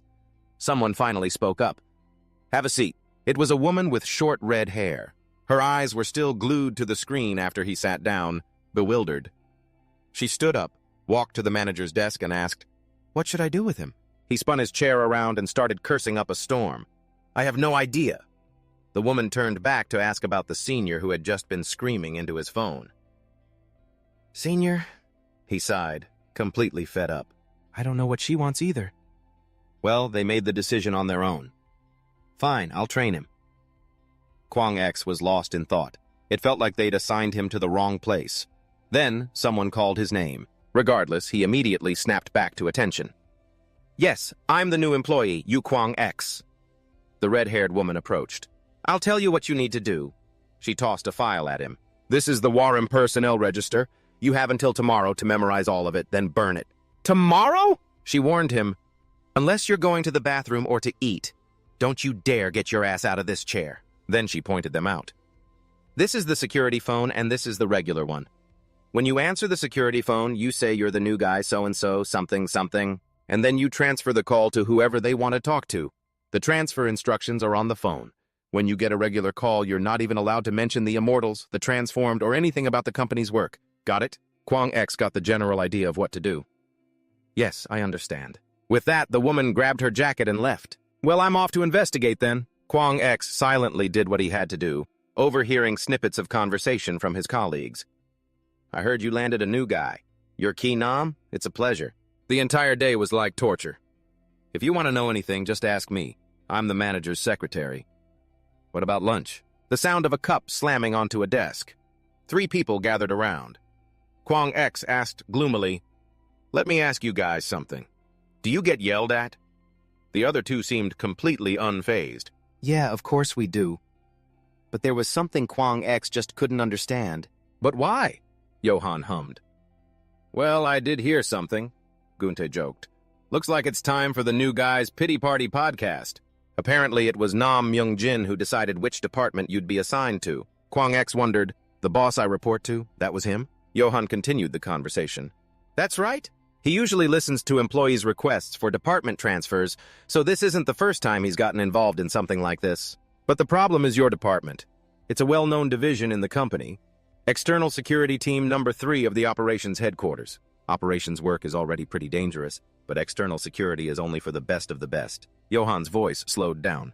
The work is that difficult, and you need a lot of skills to meet the job requirements. And External Security Team Number 3 is infamous for... Kwang X thought to himself, is this just some old trick to haze the new guy? But no, the truth was far more shocking. Killing the new employees. It was like a lightning bolt from a clear sky. Johan knew a fair amount of rumors and gossip about the external department. That manager of Security Team Number 3 is a real piece of work. He runs the new guys so ragged they gave him a nickname, the Crusher. I also heard there's a senior who looks exactly like a panda. Apparently he's become a real hotshot in the company recently. It seems he's incredibly skilled. I mean, who in the industry doesn't know him now? Every year people are trying to scout him. Kwang X looked surprised. Really? Inside, he marveled. So it wasn't just me who thought he looked like a panda. He pressed on. What about the other senior? At this, Johan looked mysterious, covering his mouth. Senior Trong Ah? She's definitely one of them. Hearing this, Kwang X froze. One of them referred to the superhumans created by the effects of the elixir. The elixir was a drug created by ordinary humans. It was meant to suppress the powers of supernatural species. However, it was a forbidden substance. The elixir was the product of experiments combining magic with alchemy. They were conducted secretly without government oversight. No one knew if those experiments had been tested on humans, or what other inhuman acts were hidden behind them. Kwang X's expression darkened. But the truth is, that senior is still one of the transformed. Johan launched into another story. Her nickname is the Cleaver. Every new recruit that comes in gets chopped to bits by her before being sent to the Crusher. Kwang X was silent for a moment, then suddenly said, Avenger? The panda told me that I'm CEO Nam's Avenger. Trong Ah's footsteps halted. But the Crusher, the Cleaver, and the panda, they're the Avengers, not me.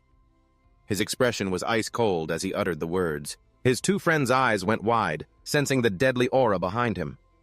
From his seat, Kwang X also felt something strange. He slowly turned his head, only to be met by a death glare and the bone-chilling voice of Trong Ah. I told you not to pry into my identity. She left, while the three stubborn boys just stood there with their jaws on the floor. The waiter set down a sizzling hot dish. His eyes seemed to say, it's on the house. Oh, those fragrant, perfectly roasted peanuts. Kwang X began to sing the song of his life. Looking at you kids, I knew I was a goner. Online, people often joke with each other. When you're having a hard time at work, just tell yourself that labor is a joy, labor is glorious. And that's exactly what Kwang X told himself. In times like these, just imagine that you're the prince of an oil-rich superpower.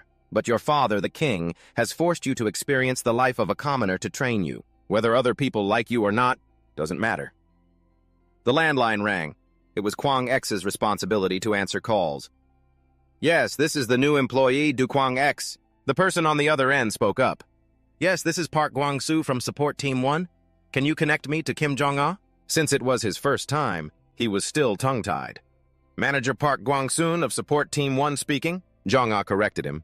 It's not Park Gwang-sun, and it's director, not manager. Ah, right. Immediately, he would hear two familiar phrases from the other two, hopeless and useless. He laughed like a madman in his head. You damn commoners. I'm a prince, got it? It took me a few days to memorize the ledgers and make calls. When my team members were absent, the other seniors taught me a lot. My reputation spread with the nickname the Woodpecker, but I got used to it and wasn't embarrassed anymore. Thanks to them, I finally understood what a real team is like. I also gathered intel on my team members, including Lee Yong-bong, the manager, and a pureblood. But to me, that pureblood didn't act like a superior at all. His only redeeming quality is being the best close combat fighter in Warem. In every aspect, he's triple S-rank, naturally making him the most elite warrior in Warem. Kwang X cursed internally, and yet the only phrase that ever came out of that guy's mouth was useless. He's no different from a bastard. No, he corrected himself. A cockroach you can't kill no matter how many times you smash it. What a cruel way to put it. The second person, nicknamed Panda, is Lee Dong-hun, the deputy manager and a mixed blood. He's always mocking me, saying I'm terrible at fighting and shooting. Kwang X was sick and tired of hearing it. Hey, are you that bored? Don't you have anything better to do? But he's actually a genius in charge of the personnel tower when incidents occur. I can't help but admire him, even though he's always complaining about wanting to quit. But he always gets the job done flawlessly. Kwang X knows the guy is hopeless in a fistfight, so he gave up on that long ago and now focuses all his energy on using his brain. That's when he's at his most silent. I'm not exactly sure how he's so damn good at what he does. I just know he really likes watching anime. The last person in the trio is Kim Jong-ah. She's both an employee and a superhuman. She's one of the rare normals in Warem, but she's also incredibly talented. She's in charge of giving me documents. Here, study this. Kwang X also knew she was from a special ops unit, with A-rank close combat and B-rank sniping skills. He had a pretty good impression of her. He even thought that she was the pinnacle of humanity. Besides Manager Lee Yongbong, she's one of the most outstanding employees here. However, she has zero humanity. She's like a rock. Those were his conclusions about his new superiors. People say talent comes with flaws. So what if you're good? Kwang X seemed to realize a universal truth. It doesn't matter when your personality is absolute trash.